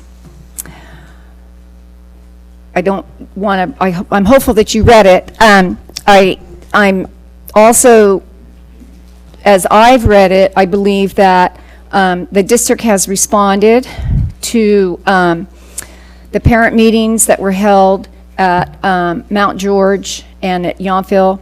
The district has, staff has been open to recognizing the work that needs to be done in terms of making the consolidation, potential consolidation of these schools happen at the board level. We have reviewed attendance projections. We have looked at school site capacity over 2 different meetings. There are 2 bullets on this list that we will not get to during this meeting, and that has to do with the surplus property. If you turn to the next page, 3rd paragraph from the bottom on page 3, there's a notation regarding that says the committee has not yet had the opportunity to review and to consider all relevant information regarding possible uses of property for the schools that may be closed. Any such recommendations will be presented to the board in a separate report at a future date. So it's my understanding, and Dr. Musetti can correct me if I'm wrong here, that there will be an additional meeting of the 7-Eleven committee that will consider these 2 bullets and will do their report to the board with regard to the surplusing of the properties. Yes, Chair Franco, we would request, just given how these 4 meetings were focused on all the topics that have been presented to you, and we wanted to provide you ample time to discuss the consolidation topic tonight along with the implementation recommendations. Staff is recommending that we go ahead and take it in 2 phases. So phase 1 would be the decision, the report, which would include a potential closure recommendation, a potential consolidation recommendation, and any implementation recommendations that the committee drafts this evening. We would take that to the school board for presentation on October the 10th, for action on October the 24th, and dependent upon how board action goes, assuming the school board decides to approve school closure, consolidation, and any implementation recommendations that they ask staff to work on, we would then advocate for 1 to 2 more meetings. It just kind of sort of depends. We have some work to do around the surplus property once that decision is enacted, but we would be looking, we would ask for continuity with this current composition of the 11 members, if you all would so be willing, and we would ask that you commit to 1 or 2 more meetings to handle surplus property topics. And our timeline around that, the team is still currently evaluating. We may be able to do some of that work before the winter break, but it may be in January. So a question about that is if one of the committee members, because of other things going on, is unable to continue, would an alternative member be placed into that position? We would tap one of the 4 alternates. So it would be somebody that has been here and Yes. knows it. Okay. Yeah, our goal is not to erect another 7-Eleven committee to do the property surplus work. We are seeking the continuity of the current composition. Okay. All right. Committee, is there any other questions about that? Just want to. Eric just asked, would there be a second report? And the answer to that is yes, regarding the surplus properties. It would, and that would go to the school board Right. similarly as a report for presentation and action. Okay. Is that clear to folks? I think that's a pretty important item because we're not going to get to those 2 bullets. So the report goes on to just give a very brief outline of what we've done, the meetings that we've had, and the different things that we've done at the meeting, as well as the different handouts and information that has been provided to us by staff. And again, just for a point of clarification, Dr. Musetti, the board will receive all of the handouts and reports that we've received from staff or it'll be available to them? Yeah, you mean all of the presentation, the data? Yes, so as supplemental, absolutely. So the board has been provided access to the resources link as part of weekly updates, just our ongoing weekly updates that we do with the school board. And so in anticipation of October 10th and 24th, school board will be directed to all of the material as part of their review for consideration. Okay. The next two items in the report, we will come back to as agenda items 8 and 9. We're going to go down to where it says insert any recommended implementation measures to be included in the final report. So we want to be sure that we leave in our report implementation processes or procedures that we feel as a committee that are within our bounds, within our charge. You know, we can't say we want all the schools painted. You know, that wouldn't be a charge of the 7-Eleven committee.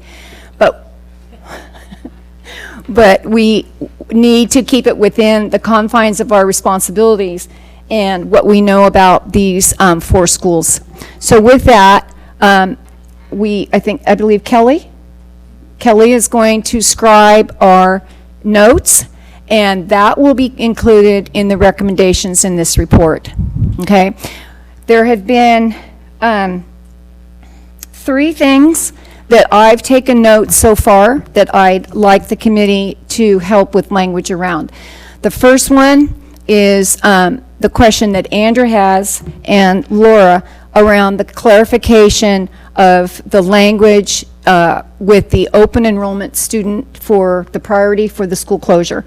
So do we have an example of what that?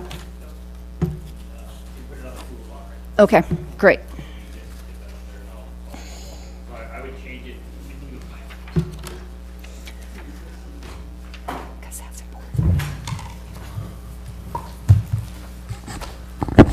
So it would still remain as number 3 in our policy. So it would be students attending a school that has been designated by the board to close at the end of the current school year and who either are currently attending the school designated for closure, or B, in the following year will be entering the earliest grade level of the school designated for closure is my recommendation. Andrew, does that help? I know, I reread it at the break. I still don't. So let me. I don't agree with that. I don't think everybody agrees with that language means that every student who attends one of the schools that is scheduled for closure qualifies for priority number 3. So let me read it again. There's an and or an or that's out of place. Yeah, so what is the piece that you do not agree with? Because what could have been difficult, I think Ms. Miller brought it up. So we led with the student residing, right? We led with that from a policy perspective. So now we've changed it to, basically you're saying all students attending. So it's not whether you just reside or are a non-resident through open enrollment. We're just saying if you attend the school for closure, you will have the priority number 3. Nikki, can you pull up that PowerPoint for me? I'm gonna paste it in there right now so everybody can see it so it's clear. Great. It is a Google Doc, yeah. No, they don't have it. They have it as a PDF. Oh, she has a good PDF of it? I shared the Google Doc with you. Could you pull it up? Yeah. Why can't it just say students attending a school that has been designated by the board? That's what we're saying. That's what I just said. Okay. That's what we just said. We took out the leading with the residing and then having the 2-part component to it. And we just took the phrase all encompassing students attending. All right, so. It's not delineating between resident and non. Yeah. It's not delineating between resident and non-resident. Let's wait for that to come up on the screen so everyone can take a look at it. And this would be the change in the language on the open enrollment policy. Yeah, this would be what would be submitted to the board for approval. Right, okay. So it's coming, Make it larger so they can see it.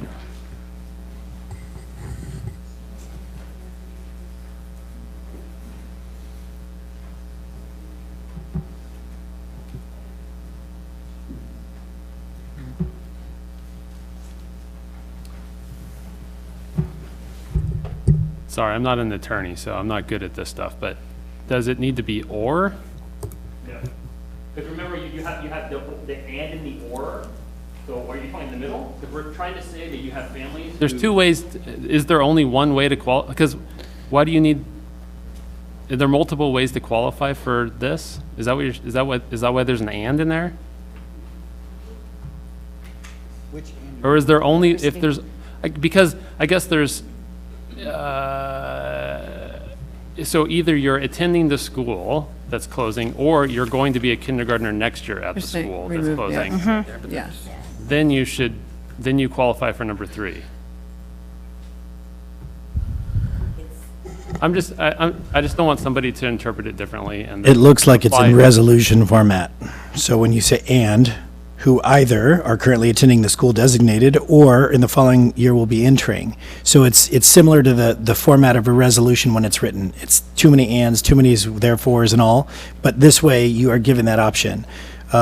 People can misinterpret a lot of things even when it's clear, so. But I mean, I'm clear. I'm It's okay just with adding current attending. specificity. I think removing the residing in the is fine. Can you read that? Where's Rob? Oh, Rob, okay. Can you read that now to the committee? Yeah, Nikki, can you hit present so that people can see it a little bit better? And then skip down to that slide. I think there you go. Okay, there we go. Students attending a school that has been designated by the board to close at the end of the current school year and who either are attending the school designated, are currently attending the school designated for closure, or in the following school year will be entering the earliest grade level of the school designated for closure. I mean, that's just, I mean, it's as clear as attorneys generally write. I mean, I told the attorney in regular language what I wanted, and this is what they came up with, so I don't have a law degree, so I generally write better. Is that feel better, Andrew? Sorry. It's a very complicated language. It's very complicated topic. It's a yes or no, both together. So I don't agree with this language. You don't agree on the language? No. It should be simple. I can give our attorney that feedback, but generally board language, it's kind of written in that format. And so again, part of this too, just to kind of remind the audience about what happens when you actually apply board language, which might not be totally clear. The application of it is usually very clear and it becomes past practice. So I don't know, Kelly, if you want to address that a little bit. Yeah, just to reiterate, I'm not the attorney who worked on this with Rob, but there is probably a lot of particularity going into this that relates to the statutory requirements, and I know that was very heavily vetted. So I imagine that he or she probably has reasons for every single piece of punctuation that was recommended there. In its policy language, exactly. So, you know, it's not always going to be something that reads very easily, but it's very specific and precise for a reason to make sure that they're meeting statutory requirements. One option would be to, you know, agree on what the meaning of the priority is that you want, subject to, you know, the district staff vetting it through the attorney to make sure that it complies with ed code requirements. If we can't agree on the specific language here today. And is this policy language what is the prospective parents will be reading? No, this is what's going to the school board for policy adoption, because the school board has the mandate to adopt the policy. We don't, you know, we reference board policy all the time, and we give parents links to board policy. They can go on our websites and we'll allude to board policy. They can read the original policy language. But obviously, language in an FAQ or just language on a website is not going to necessarily quote policy. It'll reference policy. But from a communication standpoint, the content, when we're doing our forward-facing external messaging, should be clear and accessible. We'll also be translating all of this language so that it's clear and accessible in our second majority language, which would be Spanish. So. in terms of, so the option that Rob came up with, I believe, is more clear.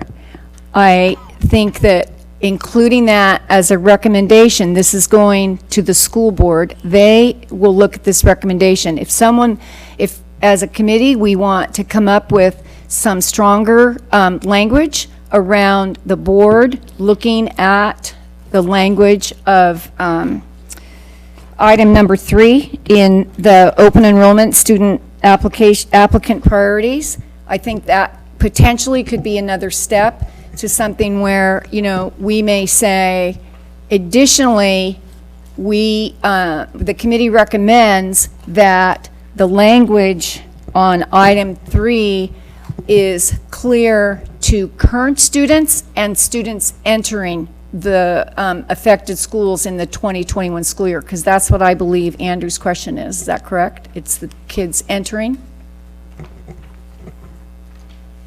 Yes. Okay. So, Laura, would that help you in terms of your... I think this is fine relating to policy and what the board members are going to see who are accustomed to reading this type of language on a regular basis. I just think as part of the transition teams that take place to provide information to families, that it's given in more of a relational example type of explanation is all. Because you don't get from reading it. So, for example, anyone attending, just paint it out more visually than just policy language. I think the intent is clear, and if it needs to be reworded as a policy statement, that makes sense. All right, so what I would like to recommend is that we include the original language that Rob presented to us tonight. And that's all included in the same recommendation. The second part of that recommendation will be the revised language that that Rob has designed in terms of the feedback that he's heard from committee members. The third part of that recommendation would be for, and this is what I'm hearing you say, Laura, is playing out the two scenarios that this policy speaks to: current students and incoming students. Are we within bounds there, Dr. Musetti? Rob? Yeah. Yes. Okay. Does that, for the committee, does that meet your different interests in terms of the clarity around the language on item 3 under the open enrollment process? Not hearing anything? Okay. So we will proceed with that to meet the different interests of the team. Okay? All right. Moving on. Another theme that I've heard at meetings that I've attended, both the Yountville and particularly more at Yountville Elementary School, along with many of the speakers that have come forward, is the need for before and after school childcare. And I think it would be, Dr. Musetti has acknowledged that, and I think at this time, perhaps we can help leverage some of that by including some language around the board beginning to look at and have in place. We can put in any kind of language we want before and after school programs that are equitable and available to parents throughout the district. First, is the committee good with including that as a recommendation? Okay, so if someone would like to launch out there a statement in terms of encompassing all that, I'll help if people need help. Anybody like to go? Once? Wendy? Go for it. Whitney. I mean, Whitney. Whitney's Whitney. Sorry, Wendy's over there. We could, I'm thinking our charge is just for these two schools. I'd love to do it district-wide. I think that would be total fairness. But we could just add a statement that the before and after care programs at both Alta Heights and Willow shall be expanded by 50% at both school sites to accommodate the additional students. Or to include, maybe? To include the additional students. I know that Mount George currently and Alta Heights are both at capacity already. We're having major staffing issues apparently throughout the district for the childcare, and so it is a big job to do that. But if we could put it in writing that maybe Alta Heights and Willow are given priority as far as expanding those programs first. If it's a possibility, because Yountville's an actual municipality of its own, I think the consideration by staff, if possible, to allow for a busing program that they're already saying that they're going to offer to Yountville, that then the town of Yountville, who seems to be interested in helping with an after-school program, that they could possibly have a program that's separate. So then that would possibly alleviate a little bit of the extra on Willow, and then they could get them back into the town of Yountville. Some of those families would prefer to have that if it would work, but obviously that staff's going to have to deal with that. But I don't know, is that out of line to put in the report, or is that just something good suggestion for staff? You can make that implementation recommendation, and they're suggestions, right? So, yeah, My- if you my want question staff to on explore that possibility, that's fine. I think what I'm hearing you say, Vice Chair Housley, is to consider transporting the kids to Yountville for potential after-school hours. Is that what I'm hearing you say, in terms of an aid? Yeah, those recommendations will all be considered and viewed. Is there a cost involved in the, Yountville's after-school care? Because I think the goal for the district, from what I'm hearing, is to bring equity across to all students. And if the Yountville program is significantly more expensive than the Boys and Girls Club, which is very inexpensive, that's currently at Willow, I just wonder if that's totally contradictory. And I'm just throwing it out there. I think the town of Yountville after-school care is awesome, but Are you assuming because it's Yountville, it's expensive? yeah. Okay. If I'm correct, there's no kids turned down in the program at all. And I can't say that on my own, but I don't believe that's ever been an issue. Okay. Because there are families that can't afford it. And I would be willing to go out on a limb and say that would be able to make sure that it's kept at the equitable levels if that's an alternate program. So then the idea to the district would be possibly bus them back to Yountville, and then they've returned them, and then if Yountville wants to do something along those lines. Either way, it's just a recommendation for staff to look at the option, but, equitability is obviously important. So. And I think that would be just my focus too, that the 7-Eleven committee strongly recommends that Napa Valley Unified District staff work towards a program that works with the Yountville community and the Boys and Girls Club to improve this program. I'm not sure we can speak necessarily for the town of Yountville's program, because that program, while they had almost 55 children, it was a blend of people that lived in Yountville, and there were also open enrollment. And so the challenge is I would just encourage you in this planning and blending process to really communicate strongly with the town to work through it so that programs can be offered to children. But it may be difficult, if there's only 10 children coming back to Yountville. I don't think we can speak for what the town can do. It's just that there's always opportunities for maybe the town to participate in a program at the Willow campus, who knows? But just to promote that discussion, that we strongly recommend that this might be an effort for a kind of a micro analysis of how to improve before and after school programs. That is a goal of the district for a macro review. But it's just please include as many agencies, including Yountville, to see that all the possibilities are discussed. So thank you. And would it be a possibility for kiddos who are not from Yountville itself to be able to be bused back up there? Would that be something that the district would, no? Just the residents. Just the residents? Yeah. That impacts this. Ms. Garibaldi, your Meaning that if the town of Yountville is trying to, have an after-school care program, and obviously they've got resident students that would be going back there, would already be being bused back and forth. So would this program be specifically for those students? There wouldn't be the possibility of busing any additional kiddos up to Yountville that were displaced by a possible closure?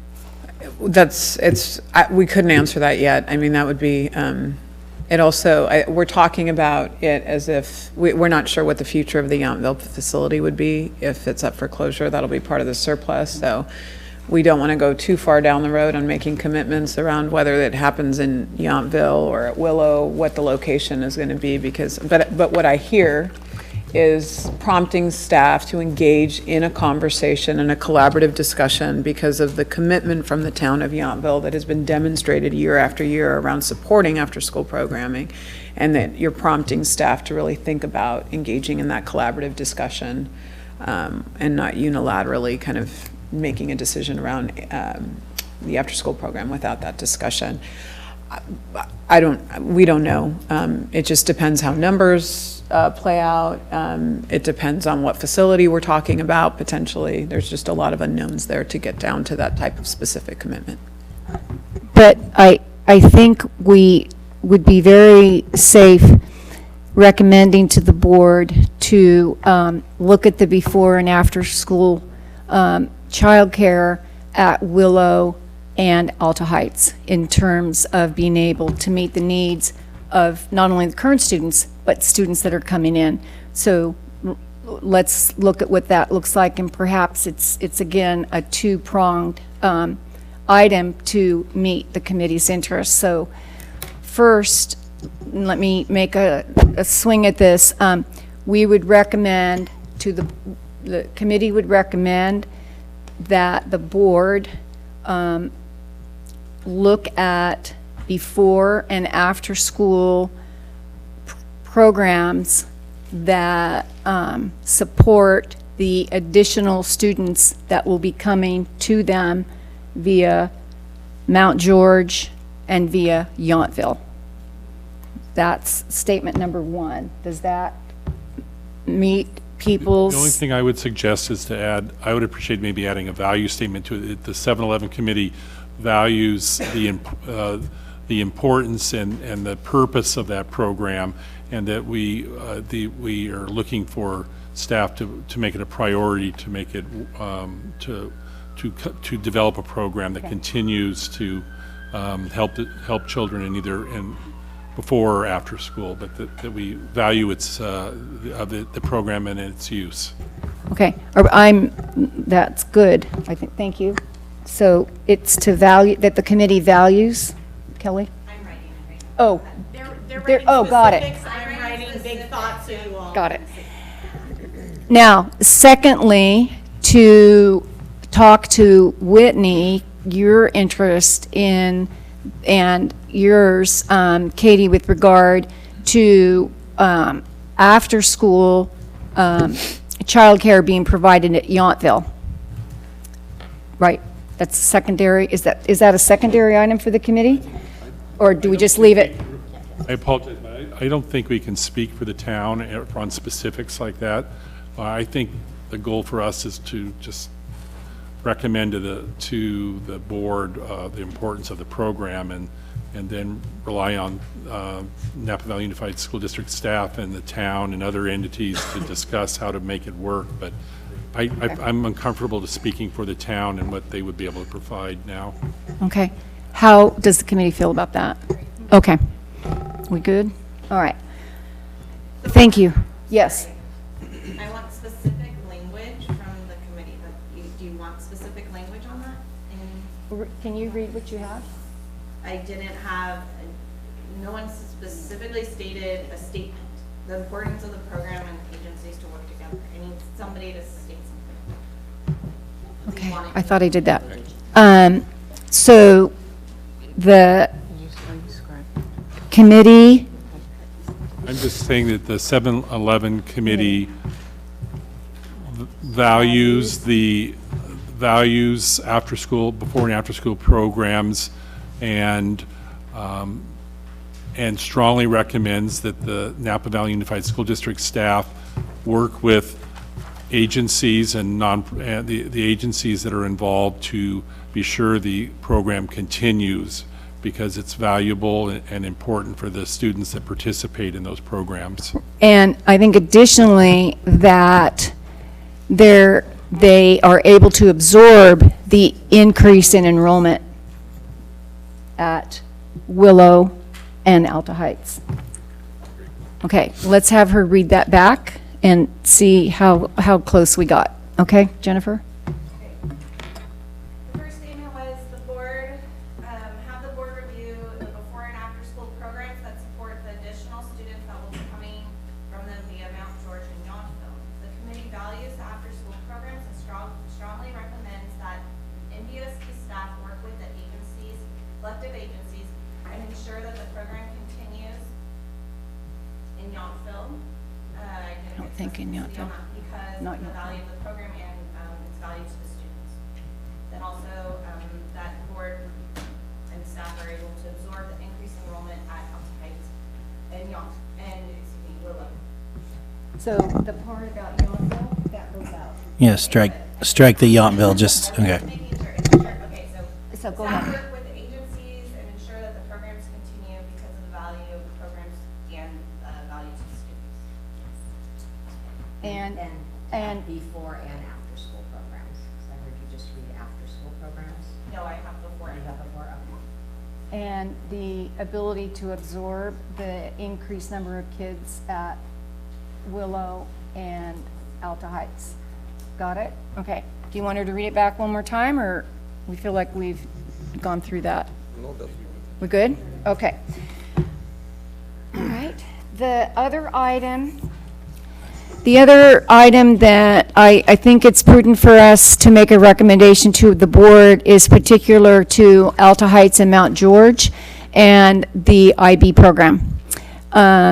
Marianne alluded to that the IB certification from Mount George will not just roll over to Alta Heights, that Alta Heights would have to move through the accreditation process for IB that could take up to a year, if I'm explaining that.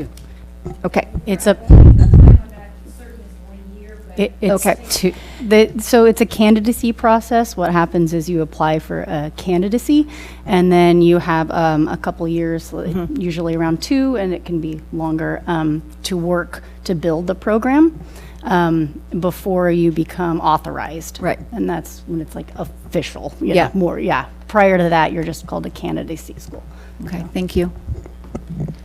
So I'd actually like to recommend in this scenario, because in the concept of saying, okay, let's assume that Alta Heights wants IB and Mount George wants it to come over, or vice versa. It's not easy to take a lot of people who are opinionated and just assume that it's just going to go well when they all get in a room together and go like, yay, let's all hug. Let's hug it out, right? So I'd like to recommend to staff, is there a way to set up like I don't want to say a mediation process, but some kind of facilitation to sit down with the staff? I mean, and obviously it's going to be the Alta Heights current staff with any additional staff that's coming in, and we can't guarantee, according to the union ways, that any of the Mount George actual faculty will be there, because that's not something that we have control over. But if that wants to be a discussion for that group going over, that we find a way to get staff to facilitate the discussion to try to encourage, that is a very strong option. Obviously, they're all going to have to agree that it makes sense at that point. Does that sound doable for the recommendation that we ask for facilitation to bring that at the Alta Heights campus of at least a discussion? Could the committee live with language that says the facilitated process to determine the instructional program at the consolidated school? Or does the committee prefer that it speak to IB specifically? I think the Mount George community is definitely specific to IB. That is I mean, I've listened to it over and over again here. I mean, obviously, I am slightly partial because it's a good program, but over and over again, that has been stated from families as well. Can you read yours again, just so I can hear it? And I think I was revising on the fly. Well, can you? Recommend that the school, that the board develop a facilitated process through which the consolidated school identifies instructional program. Okay. Facilitate a process by which the consolidated school will consider, will discuss international baccalaureate as the instructional program. Yeah, I would encourage going with the first one, but then finish it with a strong consideration of international baccalaureate. Does that make sense? So you're going to still consider all the program options, but the strongest one to at least bring up, and the reason behind it is IB, because otherwise it makes it sound like it's either IB or nothing. And I'm saying make it all of the above options, but with strongly encouraging IB as option A. However we plan to word that, but that would kind of be my consideration. And staff, I just want to reiterate that this is it's a big decision, first of all, to close the school. It's another huge decision to consolidate schools because you're taking two separate communities and kind of hoisting them on each other, right? And everyone deserves a say, and everyone deserves to kind of air out what they're feeling. That hasn't really happened for these communities yet. As far as being a teacher, we haven't had staff come and just sit down and talk to us specifically on how this is going to look. What are you really feeling like here? What's important to you? That hasn't really happened just for our staff, and I don't know if that's happened for Yountville or not. And consolidation is one thing that our community brought up over and over again when we had community meetings. And that was also very important to our staff, obviously, because we have bonds with people, just like every school does. What is happening now, I feel, is that we're being kind of pushed together, and that's going to take time to build a new community.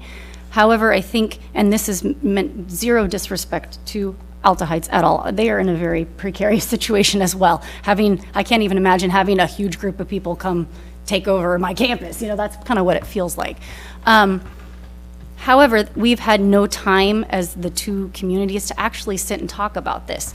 The IB program is a big, encompassing program. The teachers build it, which, if it were to start over again at Alta Heights, it would be all of us as a whole community of the Alta Heights teachers and us building a new program together. It wouldn't be us coming in just, this is what we do, that's not the feel. But since we have had no time as the two staffs or the two communities to come together to have this kind of discussion, it's hard to move forward. It's hard for our families to feel like they have choice right now because they are feeling like, I don't know, I don't know what's going to happen, and I know this is a year-long discussion, but it being a year-long discussion and open enrollment's done at the end of November, it feels very rushed, not only as a teacher of that school, and I'm sure it feels the same way being at Alta Heights, but also being a parent, not knowing where I should have my own children, where I'm going to end up, like Whitney's already talked about. Everything through this whole process has felt very fast, very rushed, without me feeling very settled in any of the decisions that have been made because I don't know it's just going so quickly. We don't have the time to sit down and talk to them and say, what are you thinking? And this is what the program looks like. Would you even be interested in it? And since that discussion hasn't happened and it can't happen really quickly, then I feel like then they're going to potentially, if people were going to open enroll to Alta Heights, they might not, just because they're not settled in what's going to happen in the next year, or and again, means no disrespect. I understand this is a it's a big process. It's not something that can happen overnight, but that's kind of the feeling I get from our community right now. And the feeling I get is sort of the cart before the horse, and the horse before the cart. Like, we won't know, and I get what the district is doing and why, because when you hear comments at the podium, I can count 3 people that might be coming to Alta Heights and 3 people that probably aren't going to come to Alta Heights. But that's only, there's 200 more people that we're talking about. And so it's really hard to plan without going through the open enrollment process first. And we can't make any promises. We can't make any promises until we know how many kids are coming. And so I think we all just have to trust the process, and it's not easy, and it does feel like a gut punch. But I think we do just have to trust the process, and once open enrollment is through and we see our numbers, we know how many teachers are coming over and who they are, then IB becomes a topic of conversation. But until then, it's really hard to plan for that. And I'm okay with the language that Marianne put in with the programs.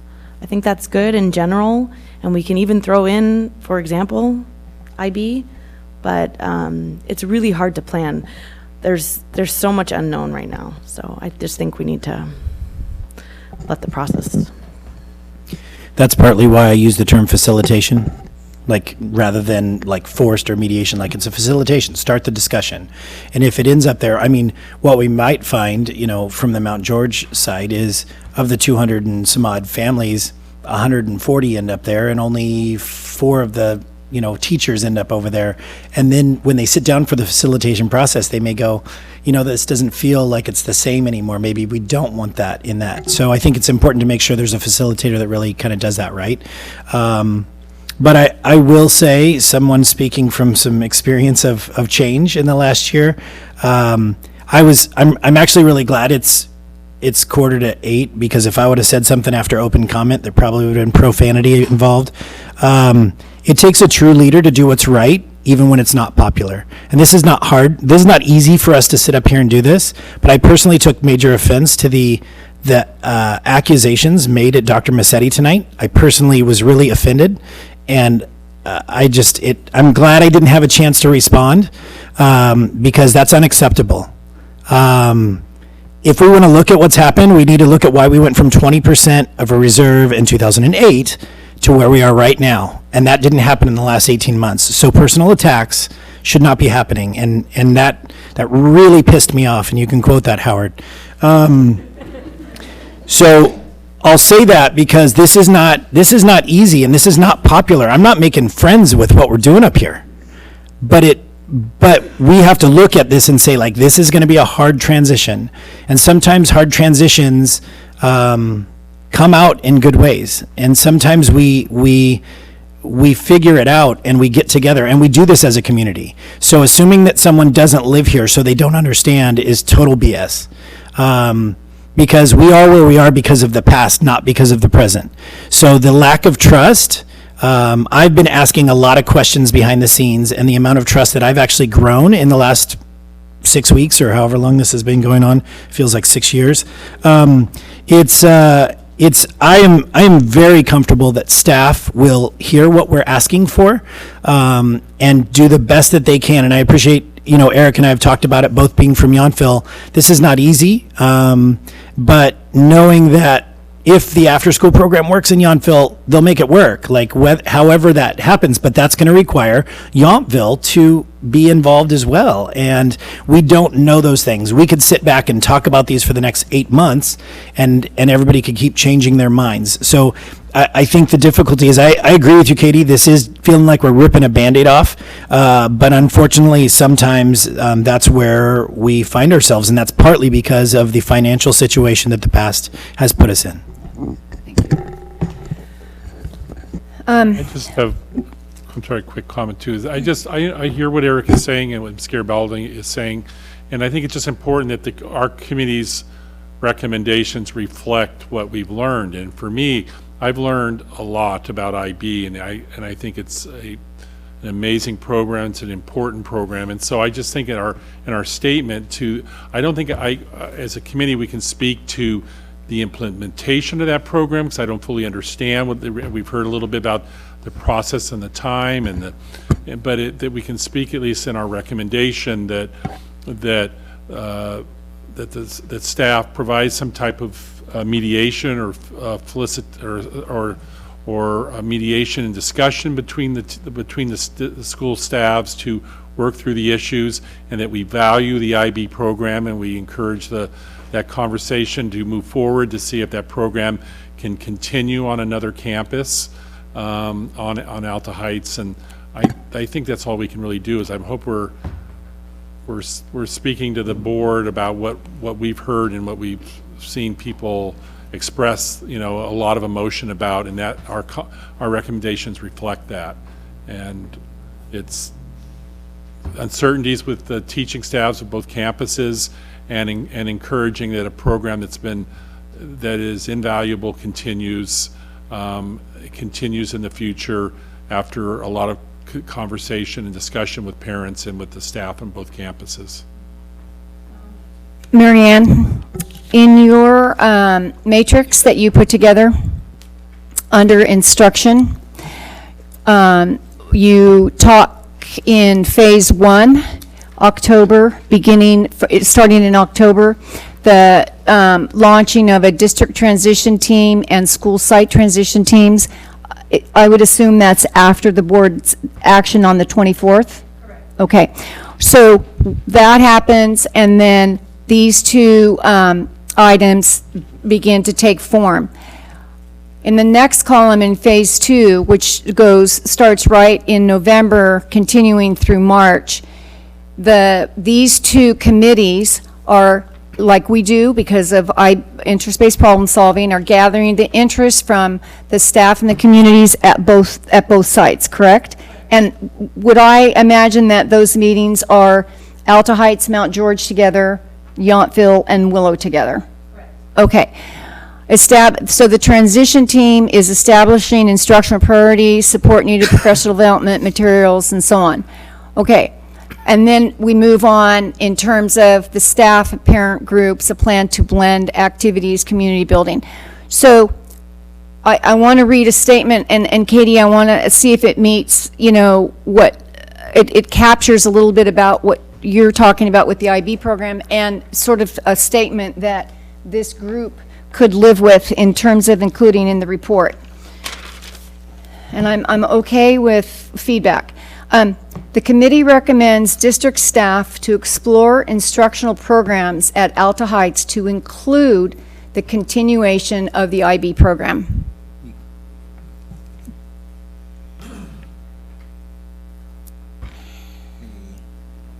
To include the what? The continuation of the IB program. If I'm correct, you can't include the continuation because there's no continuation in this scenario. So, because at this point with Mount George closing down, technically this would be, they'd have to basically reform. That's what Katie's getting at, the frustration. It's a rebuilding of a program. Or establishment. Establishment of the program at Alta Heights. Of the International Baccalaureate program at Alta Heights. Okay, let me read that back. Okay. So, Katie, I'm going to be looking to you to make sure this is, because your voice is very strong and it's very passionate. The committee recommends district staff to explore instructional programs at Alta Heights to include the establishment of the IB program. Marianne? Feedback?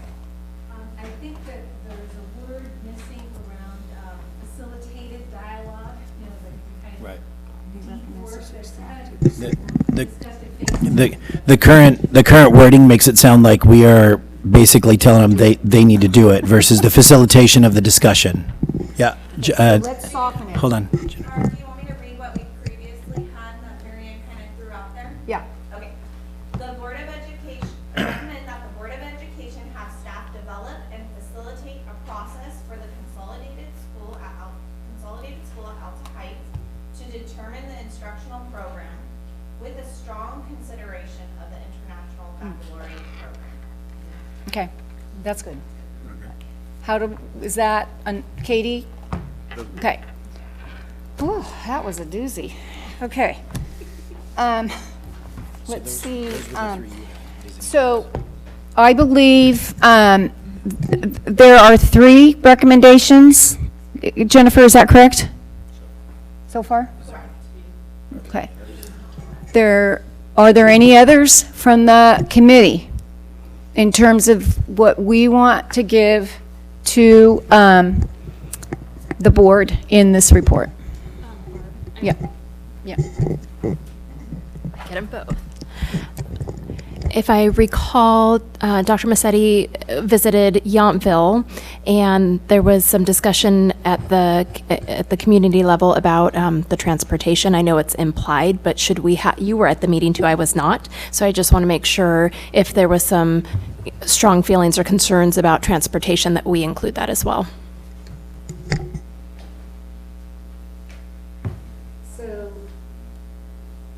Again, we would go back to board policy. Rob, we would go back to board policy that the Yountville students will be bused to Willow? Yeah. Correct? Yeah, so that transportation services are overseen by Mr. Pearson, and yes, the district commits to transportation for our resident students. And the way our policy and procedure around the implementation of the transportation services program currently sits, we can make that commitment for the resident students of Yountville. Parents that are currently open enrolled in Yountville are already driving. Okay, so those parents, the open enroll kids are already providing their own transportation, so if they choose to go to Willow, they would have to drive them to Willow. But again, if the committee feels like they want to be responsive, that came up as a barrier for resident families, and you want to reiterate that in a report, we're telling you that we would definitely provide those transportation services, given the distance of Yountville. From Willow, it's 7 miles. If you want to reiterate that as a recommendation, I'm sure the board would appreciate any strong recommendations coming from the committee.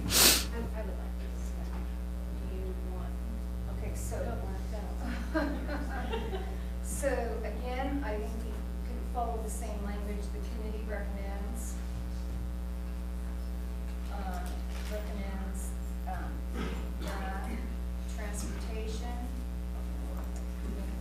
Transportation be provided to resident Yountville students to and from Willow Elementary. Does that meet your interest?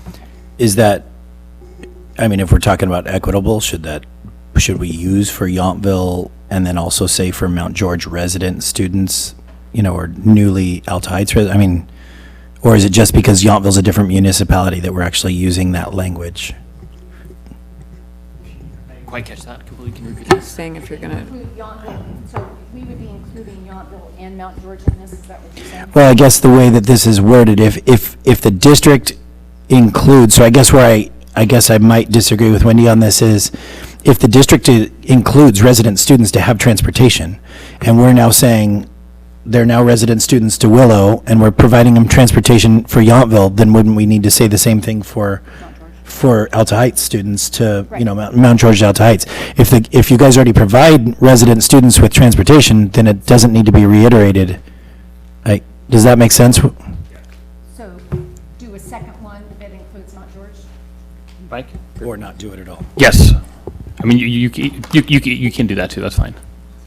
Because the idea is, the commitment would be for, again, resident students as a part of the transportation.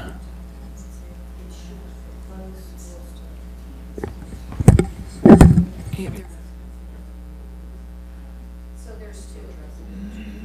There's two. Remember, these are only recommendations. So just to be clear, so we have focused on providing that guaranteed transportation because of the 7-mile distance between the Yountville campus and the Willow campus.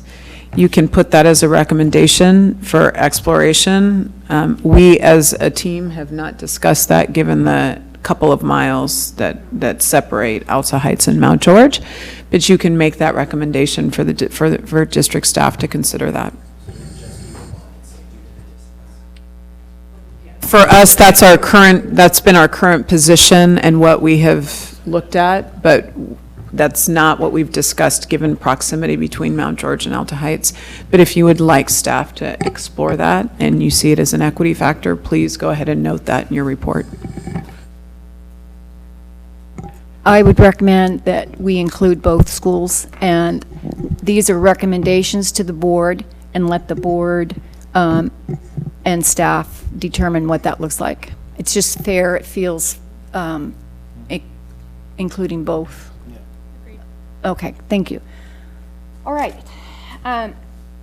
We are still on the report, looking at recommended implementation measures that will go to the school board. Is there anything else, team, committee members, that you would like included? Remember, these are just recommendations. Andrew? Do we need to add specific language related to how the boundaries and how the students are consolidated, specifically like frequently asked questions 16 and 18 and 20 and 22, which says like which students go where and when the boundaries are combined, because those specifics aren't in the draft report. It refers to the Consolidation Fall 2020 plan. So, Are you saying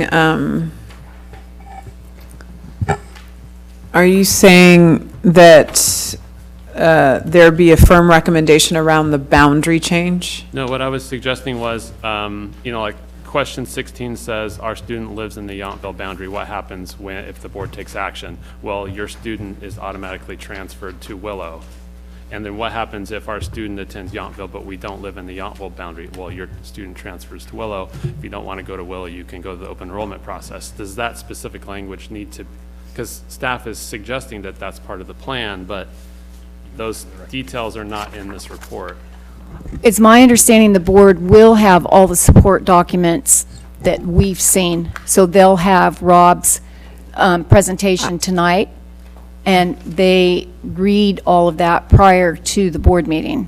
Well, I don't know about that. I mean, I would say that if we're voting tonight to Consolidate this. approve this report, then I think this report should include some of the specific details that were proposed by staff. So, Mr. Damron, there's 2 action items after this study session discussion. It's the consolidation, and it gets at what you're describing. So I think what Mr. Damron is requesting is that if the committee takes action on the consolidation, which is next in the agenda to take action on the 2 consolidation, that the language of those consolidations be incorporated into the report. Is that correct? Because that is what the consolidation is, right? If you're a Yountville student, whether you're resident or non-resident, you are going to be merged or transferred over to Willow. 24 and 25. Sorry, where does it say that? So in the agenda, on 8 and 9, so you're in a discussion right now around consolidation. So you're going to be taking potential action on items 8 and 9 in the agenda around the approval of the details of the consolidation that staff recommended. So I think what you're asking is that language, that consolidation language be included, right, in the report. I guess that would work, yes. So you would want that example of the number 15? No. Number 16? I think what Dr. Massetti works is, because I think the language is included in the recommendation for 8 and 9. Okay. So that works. Yeah, if the committee votes to approve items 8 and 9, that consolidation language is included as a Yes. recommendation in the draft report. Yes.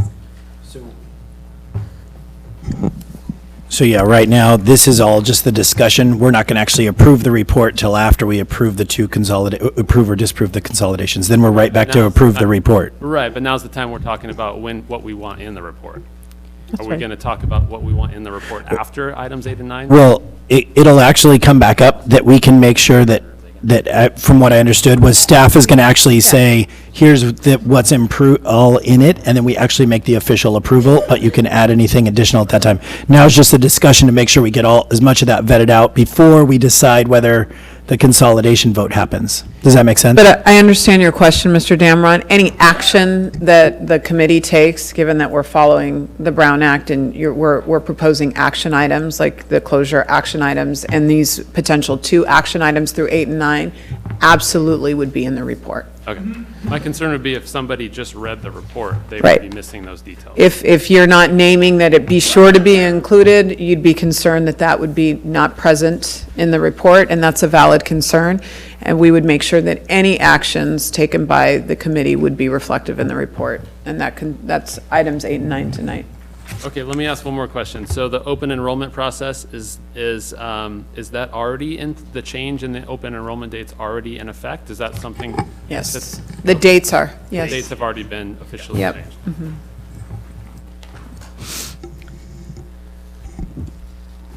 Okay. I'm going to let Jennifer work on cleaning some of that language up as we move on to item 8 and 9. We will come back to the report in item 10. And so I think letting that just sit right now for us as a team, and then coming back, circling back around to it when we get ready to make the approval for the report. Okay? So back to the IB discussion. Could we, because IB is not going to be rolled over, continued at Alta Heights next year, could there be a stipulation in there about Bel Air? And maybe Mike, could you answer our question about my question about any, like, the available space at Bel Air, and if there is room for expansion there for the people that are IB focused and they need to continue their IB education? Yeah, Ms. Ferris, I did not look at Bel Air as far as space, specific to details, so I could not comment with 100% certainty that there is space. I do believe there is space. Okay. But to the exact number, I don't have that information, but I could certainly gather that pretty quickly. Okay. So could I'm we? just wondering if we should So to add put, something. families have the option to open enroll, or no, they would have the option to attend Mount George families would have the option to attend Bel Air IB? Well, that goes without saying. I don't know. It's already That in goes there. without saying, but I'm just. Yeah, they have the option to open and enroll Okay. with the prior. Just wanted to see if I was capturing anything that people were saying. Sorry. That's okay. All right. Are you good? All right. So we're going to move on to item number 8 and item number 9. And following item 8 and number 9, we'll go back to the report and we'll have the opportunity to make sure that it meets what we want the board to know about the work that we've done. So on item number 8, at the last committee meeting on September 17th, the committee took action to approve the recommended closure of Yountville Elementary School. The committee will be asked tonight, that's Wes, to consider voting on a recommendation to consolidate Yountville Elementary School with the existing Willow Elementary magnet, which means current Yountville students will be placed at Willow Elementary for the 2021 school year unless parents return to their home school or open enroll and are provided another school choice option.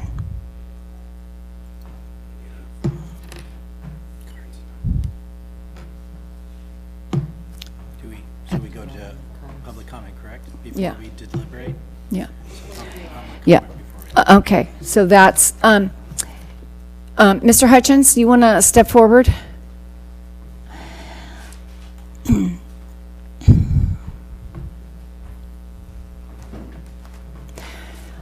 Mr. Hutchins, we spoke about an error potentially on our part in terms of you speaking tonight, and I spoke to legal counsel, and we misplaced one of your cards into item 8, and it was meant to be in public comment, and so we're going to give you 4 minutes to meet both of the interests on your cards. Okay, thank you. I appreciate the accommodation. Okay, thank you. I just want to start off. My name's Jason Excuse me, Hutchings. excuse me. Jennifer, can you set the timer for 4 minutes, or Nikki? So, my name's Jason Hutchings. I'm a resident of Yountville. My son's a first grader at Yountville Elementary. I'm also the president of Little League, Yountville Little League. I just want to start off by commending Mrs. Garibaldi and Mr. Damron on your vote last meeting. I believe you guys had the right vote for a number of reasons. I also want to recognize every committee member's time and effort in this process. I know it's lengthy and trying on you, so I appreciate everybody's effort. Mr. Knight, I just wanted to recognize your attempt last meeting to see if we can extend this process a little bit. And I believe last meeting that nobody got an opportunity to second that motion, so I just wanted to put that on the record.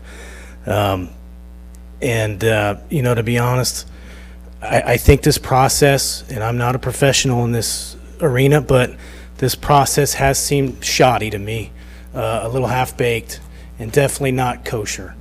You guys have been given this task, and it's not fair that the district hasn't given you time. They haven't given you an opportunity to discuss. This is the first discussion you've had tonight. To me, it seems like this is a three-phase process. The first phase was to decide whether you're going to close the schools. The second phase is the consolidation phase, and the third phase is going to be what to do with the surplus property. Well, during the closing phase, you guys didn't get an opportunity to discuss like you have tonight. And now, what it sounds like, you're not even going to, well, I mean, they're asking the board now, the Board of Trustees, to make the decision prior to you even finishing the 7-Eleven process. So that's where I'm saying this is very shoddy to me, and it just doesn't seem right. I also want to recognize the Mount George parents. I really respect you guys. You guys have really brought it, you know. You guys got some game, so you got some lucky kids. You know, I know you guys were hoping to consolidate your program. I want to make a recommendation. Why not consolidate Mount George into Yountville Elementary School? Why haven't we looked at that? I think that's a viable option. I think that needs to be considered if the Mount George community is up for it. You know, I want to touch upon real quick Conashiro Field. Well, before I do that, I just want to mention, too, about the consolidation before we go any further. Yountville is our home school. That's where I take my son on weekends to go play on the structure, to play catch at the field and whatnot. Closed or not, that's our home school. Willow is not our home school, and I think Willow is, my wife took the tour there. She sounds like it's a great school. I have nothing against Willow, but right now, Yountville is our school. To ask our students in Yountville to travel miles upon miles upon miles to go to school, I don't think it's fair to say you have to go to this school. I think everybody in Yountville every year should have an option, if we can't go to our home school, to be able to pick where we would like to go. A lot of the schools here in Napa are close enough to each other where it's half a dozen of one, 6 of the other. We should get the option to choose which school we would like to go to. Now, as far as Conashiro Field, that's the field adjacent to Yountville Elementary School. It has a name. It's one of the few elementary schools, if any, whose field has a name. The history of it, real briefly, is that in the 70s, when the school district took over Yountville Elementary School, that was an open field, and the school district didn't want to do anything with it. Dick Kaneshiro, who is a Japanese-American veteran, he and a group of others, with their own hands, their own tools, their own time, and their own money, created that sports complex and that meadow for the community to congregate at. Real quickly, that's our Golden Gate Field, or our Golden Gate Park. You can't just build on that, and I hope that you guys consider that this is not a game of Monopoly. You can't just throw houses and hotels on this. This isn't Boardwalk, okay? And we need to look at who passed go and collected their money when they should have gone straight to jail. So thank you. Thank you, sir.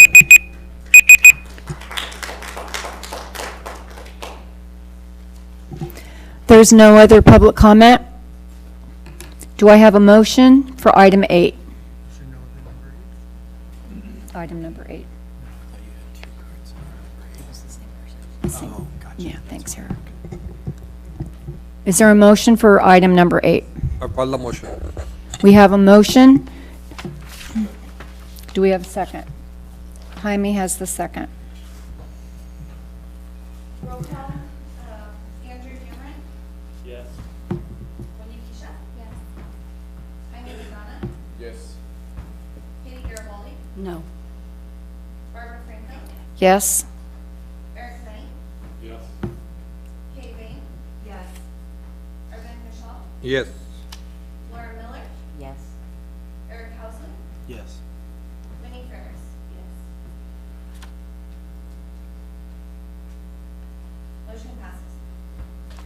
Thank you. Moving forward to item number 9.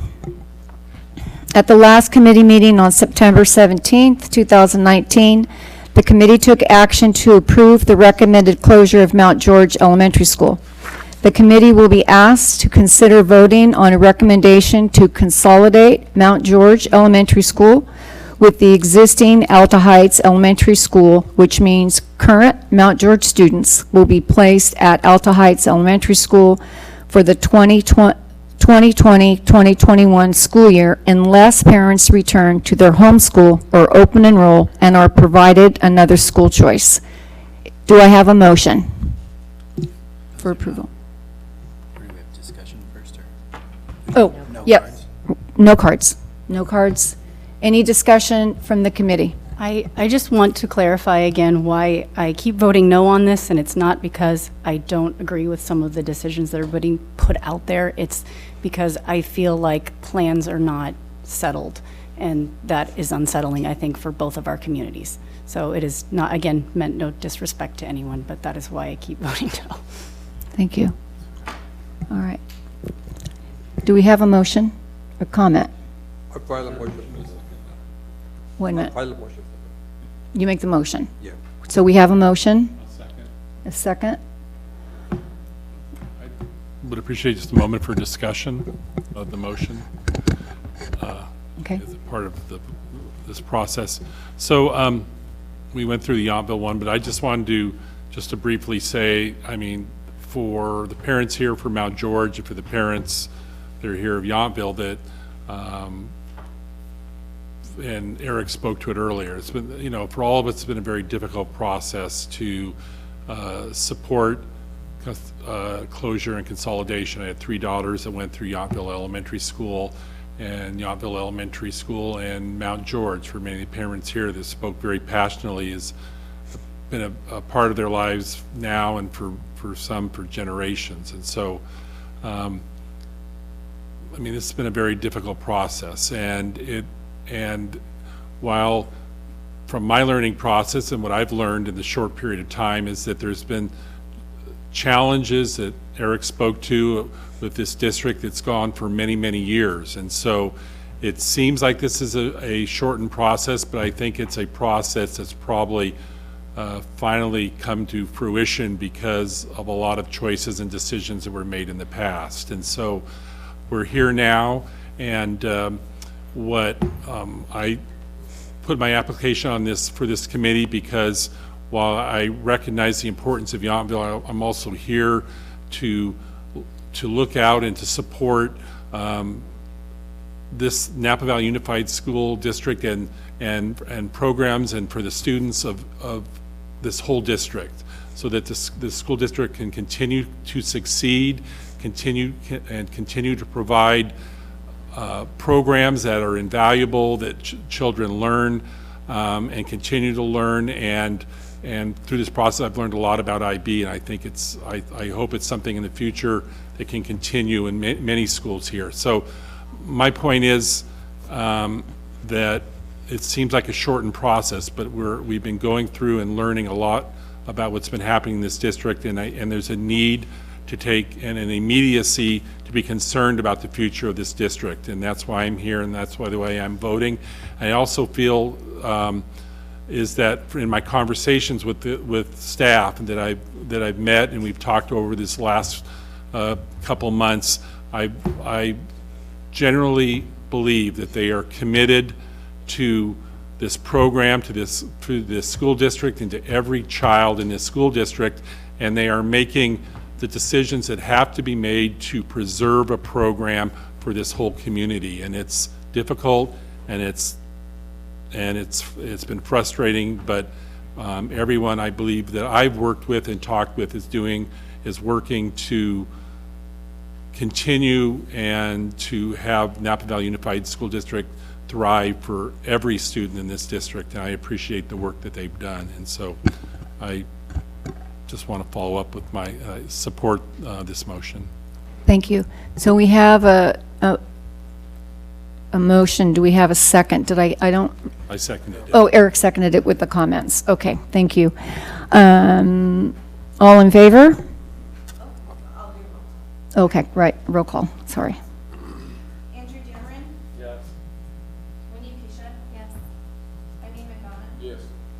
Katie Garibaldi? No. Barbara Franco? Yes. Eric Knight? Yes. Kay Vane? Yes. Mallory Machado? Yes. Laura Miller? Yes. Eric Housley? Yes. Minnie Ferris? Yes. Motion passes. All right, here we go. The last, like I said, piece of business that we have, and I think when we know that when we signed on that none of this was going to be easy, and Dr. Musetti shared that with us the very first night. So it definitely hasn't been easy, but the work to stabilize the district is important work, and we're a part of that, and I think we should all feel pretty proud about that.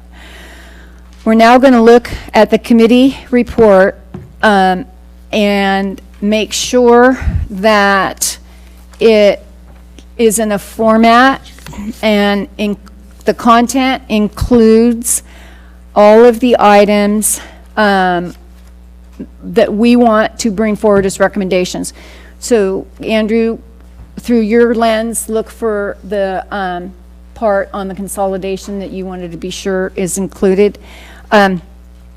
If you look here where it says Yountville Elementary, the committee recommendation, Yountville Elementary School, I'm on page 3 of the report. The wording will say the committee recommends closure of this school. The committee also recommends that Yountville Elementary School be consolidated with Willow Elementary Magnet through an appropriate boundary adjustment to be approved by the school, to be approved by the district's board. Same language basically for the Mount George change. Does that meet the interest of the committee in terms of the consolidation plan? The only thing I would, frankly, the only thing I would add is that I think Mr. Dameron has made a good point in terms of that we should just bring into this language that consolidation includes this, as the school district's named, the 2020 consolidation, that language for that is included in this statement, and then it will be obvious that it refers to any the documentation that they provide. Okay, so that that we recommend that the consolidation follows. Or that that we recommend the Consolidation 2020 program. Be followed. Be followed, yeah, that's included in that language. The 2020. Or as it's described, or as it's described. Dr. Massetti, because we're able to add the recommendations that we've already been wordsmithing in the back, I believe, or kind of what we threw out there, would it make more sense to have that as specific as it is in the current recommendation, and then the recommendations just below to add the language that's pretty much the last sentence out of what we just voted on? Yep. Is that, I think that makes sense. rather than try to re-wordsmith Yep. the others, because the one's kind of an action point, the other is the recommendation that comes Yep. with it? Is that? Yep, and then I would, yeah, I think that's a good idea. I also, if you go to the FAQ, to get to Mr. Damron's point that I think Mr. Knight has re-emphasized, if you go to the FAQ and you go to question 24 and 25, that lays out kind of I think it's a synthesis of like the scenario.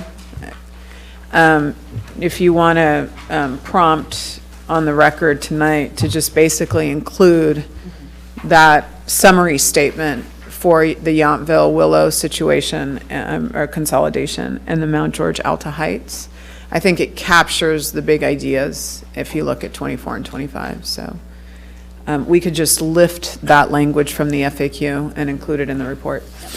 And does that go in the recommendation or in the part around,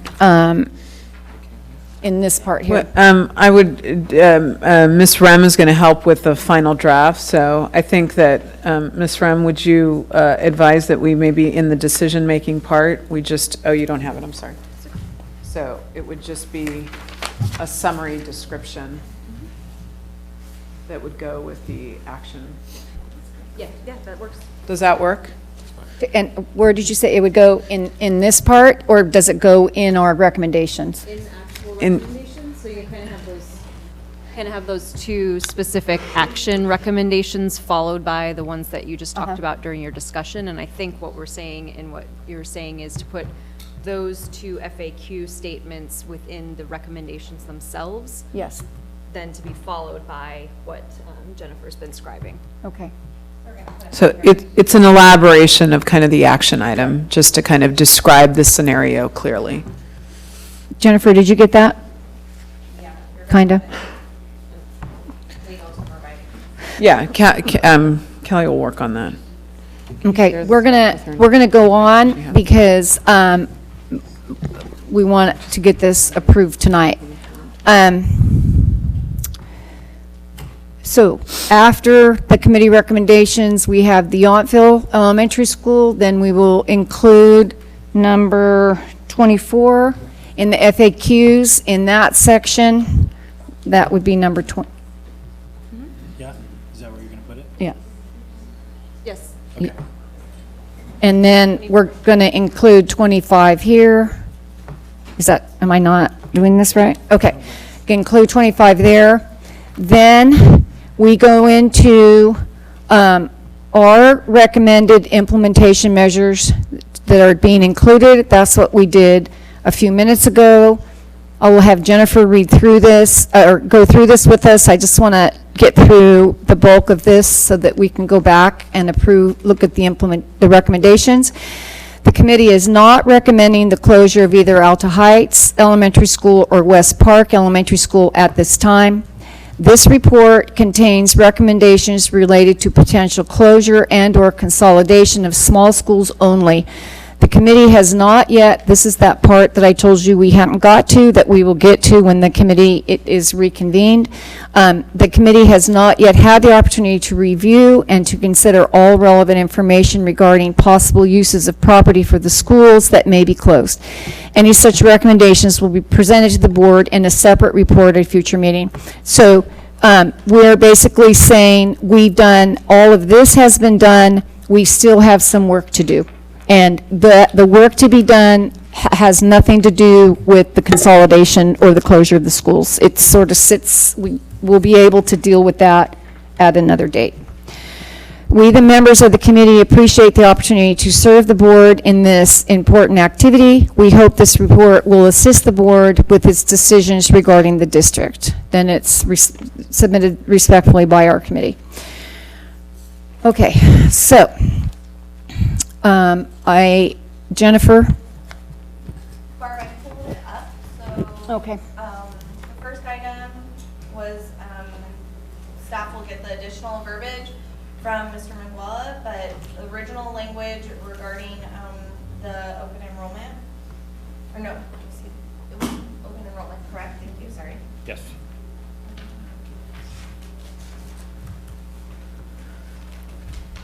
I don't know.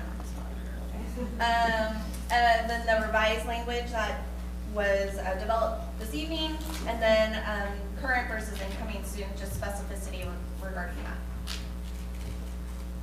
Correct? Do you have that language to look at? Do we have it?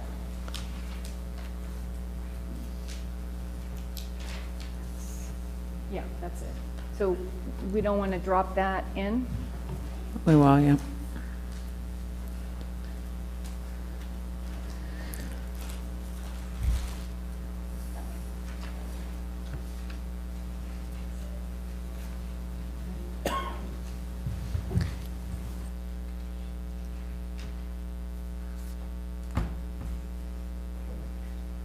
And current and incoming students, remind me again what that was? Those are the ones that are not yet enrolled but are in that district. Oh, okay. If they get that Oh, priority. okay.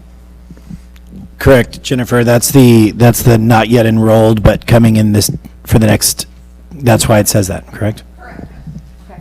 All right. Then we go recommend that the Board of Education review the before and after the hearings that support the additional students that will be coming to them via Mount George. Do you want to read it out loud? Just probably to get it on the record, I guess. Should we read it out loud since it's being changed on the fly?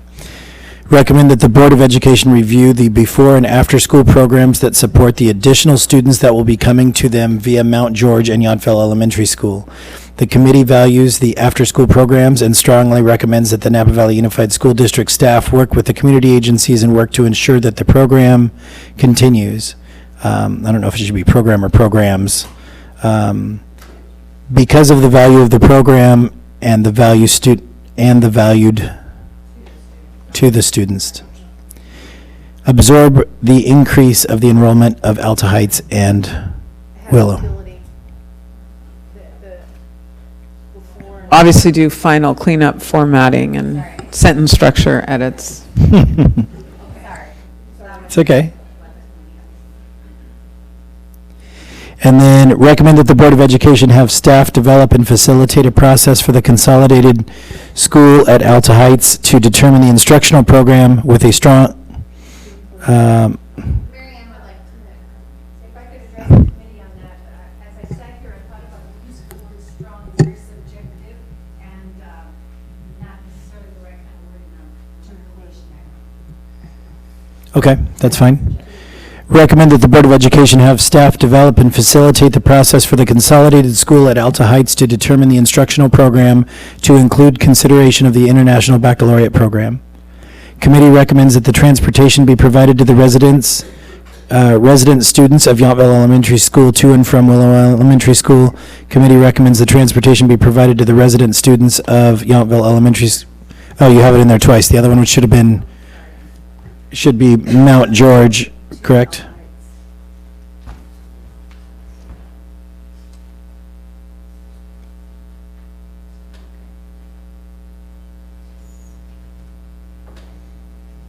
Good. There you go. Those are, those are the words captured from us during our discussion on the recommendations to the board. Okay? Can we, can we scroll up to the, keep going.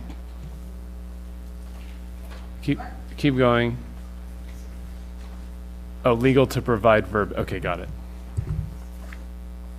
And you did get the part about, from the alternates written in there? That they were not.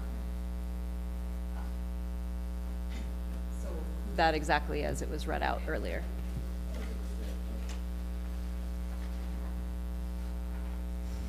Anything else? Committee, anything else that, as you see how the report looks, that you need to have in there as we leave? This is our chance, you know, for the time that we've spent to make sure that the process continues with the board once the board gets our recommendation. When we're done discussing. Yeah, I have it. I have it. It's okay. Anything else that needs to be included before we vote? Public comment. Yeah. There should be discussion after public comment. Yeah. Anything? Not seeing any? All right. All right. With that, we do have public comment on item 10 before we take action. Sabrina Wolfson.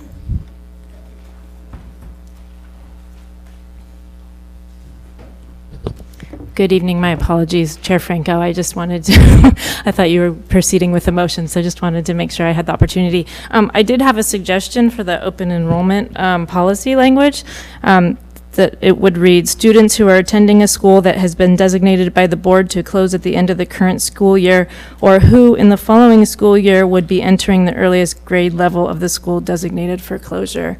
I just thought that simplifies it a little bit and makes it easier for others to understand. I just wanted to make a comment in regards to IB. I understand that there's concern on behalf of the Alta Heights parents, but one consideration is that, you know, Alta Heights used to be a magnet school, and once it no longer had its magnet status is when its enrollment started to decline. So by bringing a special program like IB that would draw students, it would help draw students from across the district and also sustain Alta Heights population. And it would also preserve the district's investment in the IB program over the last 14 years, as well as, you know, the teacher training and all the time and effort that has been put in by the teachers for the program. And it would also help the district achieve its goals of, in its strategic plan of implementing inquiry-based learning across the district. One issue that hasn't been discussed, I missed the first part of the meeting, so I don't know if it was, but is a process for staff to facilitate the integration of these two communities. Our parents are being asked, Mount George parents are being asked to make a decision regarding whether our kids will go to Alta Heights, but I don't know anything about that school, and so I don't know if there's going to be an open house that would be specifically for Mount George parents to kind of educate us about the school and the curriculum, so that we have some understanding of what we would be signing up for, because I think absent any sort of information, it's hard to make those decisions about our children's education. Also, what process will take place in order to facilitate the integration of the two communities so that the children coming from Mount George don't feel, you know, like outsiders or intruders into the community, and that there's something done to help, you know, welcome them and make them feel invited into the community. I don't know what process was done when Salvador and El Centro consolidated in terms of joining the two communities together, but something, if there's something that was done, I think that that would be applicable here. Thank you. All right, thank you. Committee members, is there any other discussion before we look for a motion to accept the final report that will be presented to the board by Eric and myself on October 10th? Any other discussion? All right. Is there a motion to accept the report? A motion by Eric. Second by Laura. Roll call, Andrew Dameron. Yes. Wendy Kisha. Yes. Penny Madonna. Yes. Katie Garibaldi. Yes. Barbara Franco. Yes. Eric May. Yes. Kay Bain. Yes. Ben Mitchell. Yes. Laura Miller. Yes. Eric Hauser. Yes. Winnie Fair. Yes. Motion passes.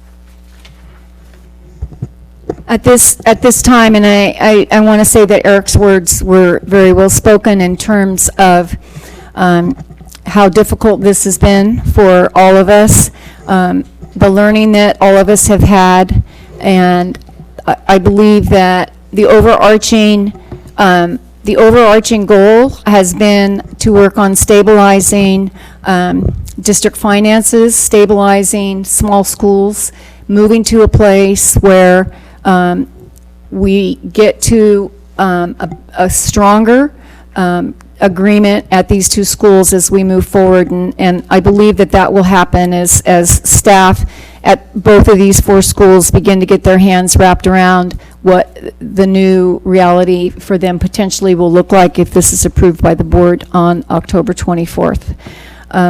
I just believe that we've learned a lot, and I feel Dr. Musetti and her team, as Eric stated, have been very forthcoming with information and helping us get to the place where we are tonight. So I appreciate all that from all of you. Thank you very much. With that, Dr. Musetti has some final words, and I think she mentioned the potential next meeting will be maybe in November or December. So with that, Dr. Musetti. Yeah, thank you. So I'm a little under the weather here, so.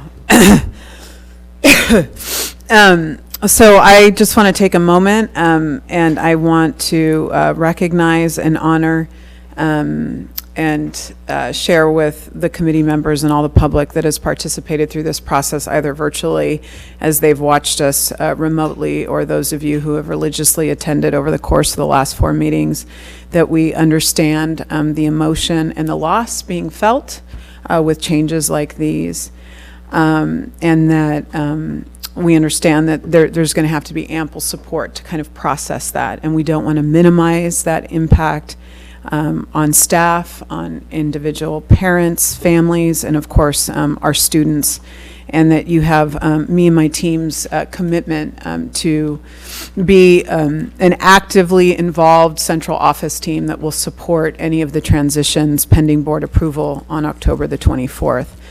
I want to take a moment to really thank the 11 committee members and even our very dedicated alternates who have attended, I think with no absenteeism, and engaged in a lot of hours of public meeting time. That is not easy.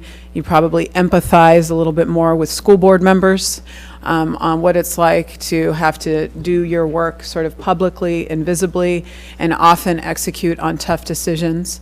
And sometimes not with the public not having a full understanding of how things like school finance work, or how contracts with our unions work.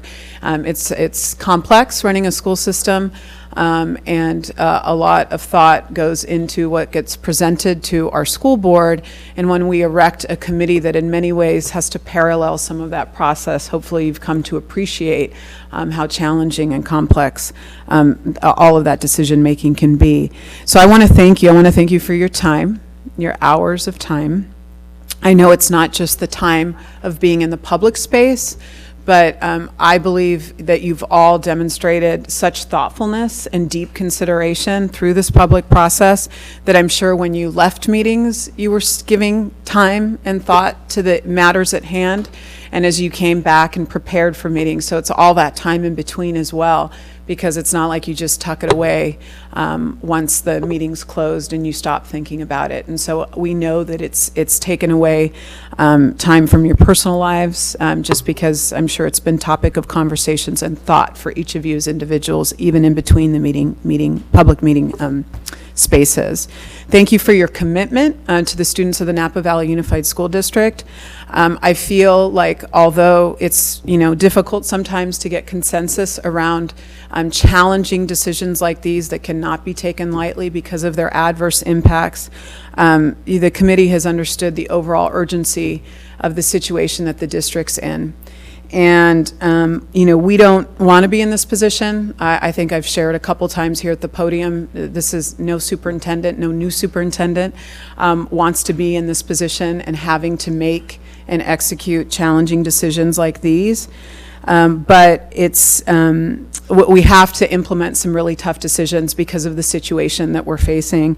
And it's what needs to get done for all of NVUSD's elementary, middle, and high schools, so that we can get in a better place as a system for all of our students through an initial focus on financial stabilization, so that we can build, improve, enhance, expand, and potentially, so that we can improve, enhance, expand, and potentially even build new programs for the future. And we can't do that work of implementing high-quality instructional programs or behavioral support programs if we continue to live in a precarious financial situation. And we cannot do that if we continue to ignore our declining enrollment, declining revenue circumstances, and the impacts of the decisions of the last decade, which is, really kind of what gets you here. It's really challenging for school systems to pivot in response to this dramatic demographic shift that we're facing as a school district. And there's districts very close to here, neighboring districts very close to here, who haven't made the tough decisions and as a consequence have found themselves in a very unfortunate set of circumstances, and all students in the school district will feel the adverse impacts if indeed the district doesn't take responsibility of this financial reality and make a series of tough decisions. But with all that being said, it does not take away the heavy heart that comes with decisions like these. I also, I thank you for your courage. I thank you for your thought. I thank you for your discussion. I know there's been ample critique by the public around the process. But in many ways, once we get through the wave of sort of absorbing some of the challenges, if indeed the school board does vote to close schools, there'll be a moment for everyone to sort of stop and reflect. We'll have to look to the future to make sure that there's a positive reality for our students, because that's what's important. The well-being of our students and whatever their future school community scenario may be. And the adults play a really important job in shaping that future positive scenario for our students. And so I am very, very certain, even though my tenure's been short, even though I don't currently live here, I have had several experiences and examples where the Napa Valley Unified School District community, in my short time and getting to know them, have demonstrated that they will rise on behalf of our students and that they will create positive spaces for them to learn and to thrive in whatever community that they land. I want to really appreciate the community engagement and input.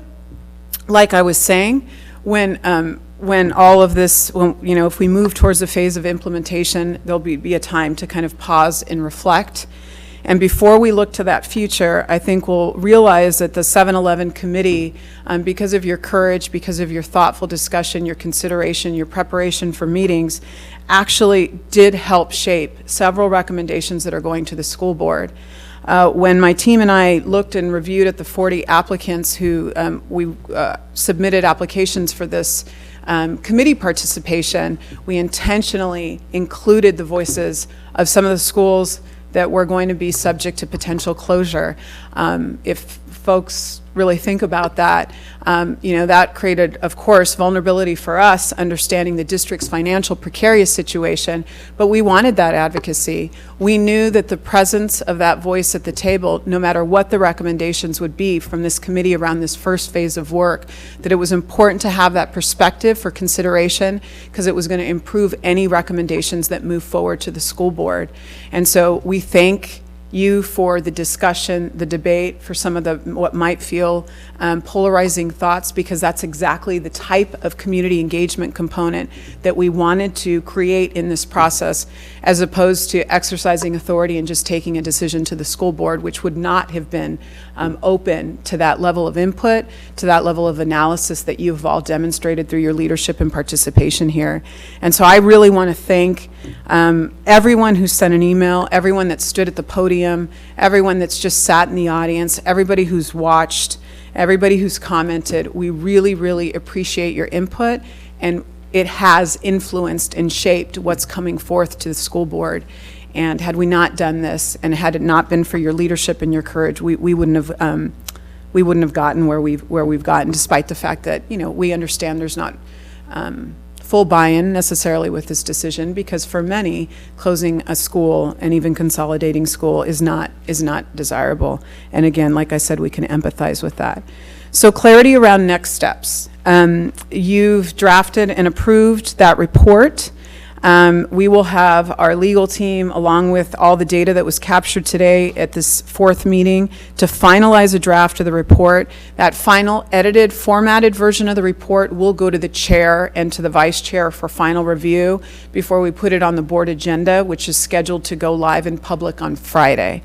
The reason we wouldn't circulate that amongst the 7-Eleven committee members for another round of feedback is because if you engage in sort of that online virtual discussion, it would be a violation of the Brown Act. And so we're going to entrust that you trust your chair and vice chair to do that final review before it goes public on the agenda, again, this Friday when we publish the agenda for the October 10th board meeting.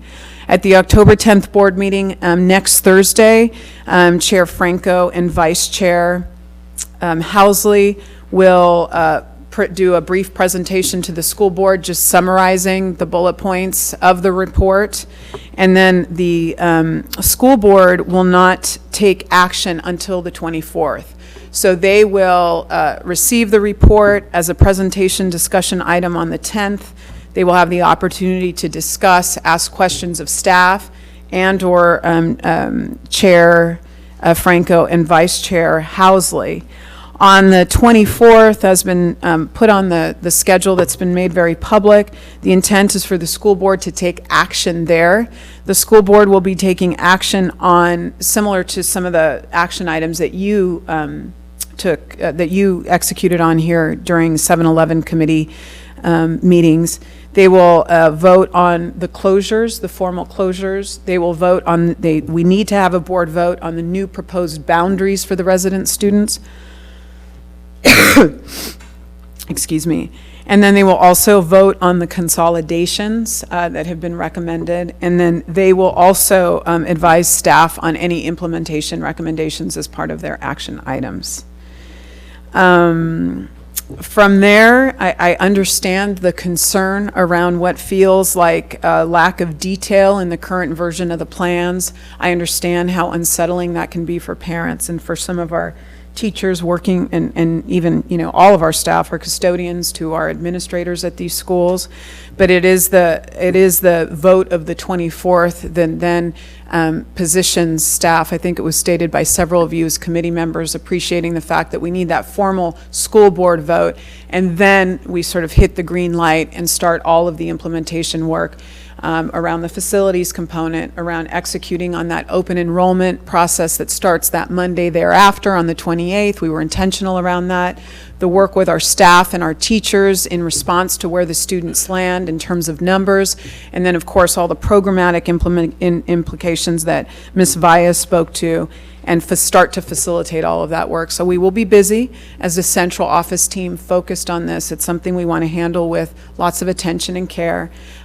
It's unlikely that it will be perfect. Most of these things, it's hard to aim, it's hard to attain perfection, but we will be receptive to feedback along the way. If we come to learn that we're falling short in a particular area, we will receive that feedback and we will do a better job. And I know that I have the staff that will respond to that feedback and do a better job whenever necessary. So you have our commitment around that. And then lastly, just timeline, the property surplus piece. Like I said, our goal, we're kind of just working out some details, but we'll see how the 24th goes. If the 24th action is taken by the school board across all those closures, consolidations, and the boundaries, then we will ask you to reconvene for 1 to 2 meetings, like I stated earlier on the microphone. Ideally, we would look to have that before the winter break. Might potentially leak into January, but our goal would be to get that done within the next couple of months. And yeah, we'll come with some recommendations. So, you know, we want to launch the work around the implementation, and then we quickly need to start pivoting around the surplus property and some of the implications around that. So with that, just again, an expression of gratitude. No one necessarily wants to memorialize being part of a challenging and complex decision like the decisions and advisory recommendations that you've been asked to make. However, I think it really is important that when we have individuals like yourself, including our alternates and the 11 of you, who step up for, on behalf of all the students in the Napa Valley Unified School District, and volunteer, right? You're volunteering your time. It's really important that we recognize your work. So we do have just a small a token. It's an expression of gratitude. If you can give me one. And that it simply states, just for your, thank you from NVUSD for your community service and dedication. Understanding the complexity of the decisions, just thank you for your community service and dedication, because we know that this has been a lot. And then I personally want to thank Barbara Franco for chairing, and Eric Housley for vice chairing. We know that it's really hard to facilitate public meeting spaces and to dive into that sort of new, with minimal training on the Brown Act and those kinds of things, and doing the extraordinary job that you did in sort of facilitating the discussion. I'd actually like to personally give them a round of applause.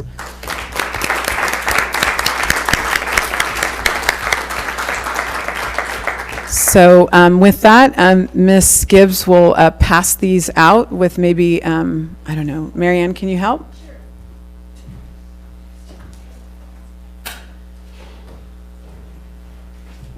And then once that distribution in expression of gratitude for your service and dedication to the school district, we will ask that Chair Franco adjourn the meeting.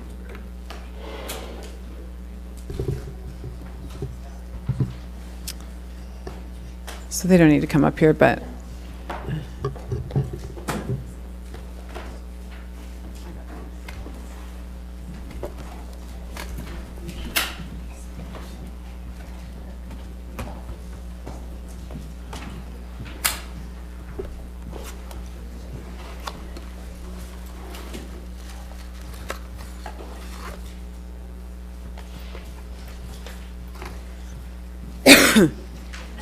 Do you have any questions in terms of the wrap-up of the process, or you are invited if you want to attend as public on the 10th or the 24th, if you're interested, if you want more public meeting time, or you can watch us. They are all televised.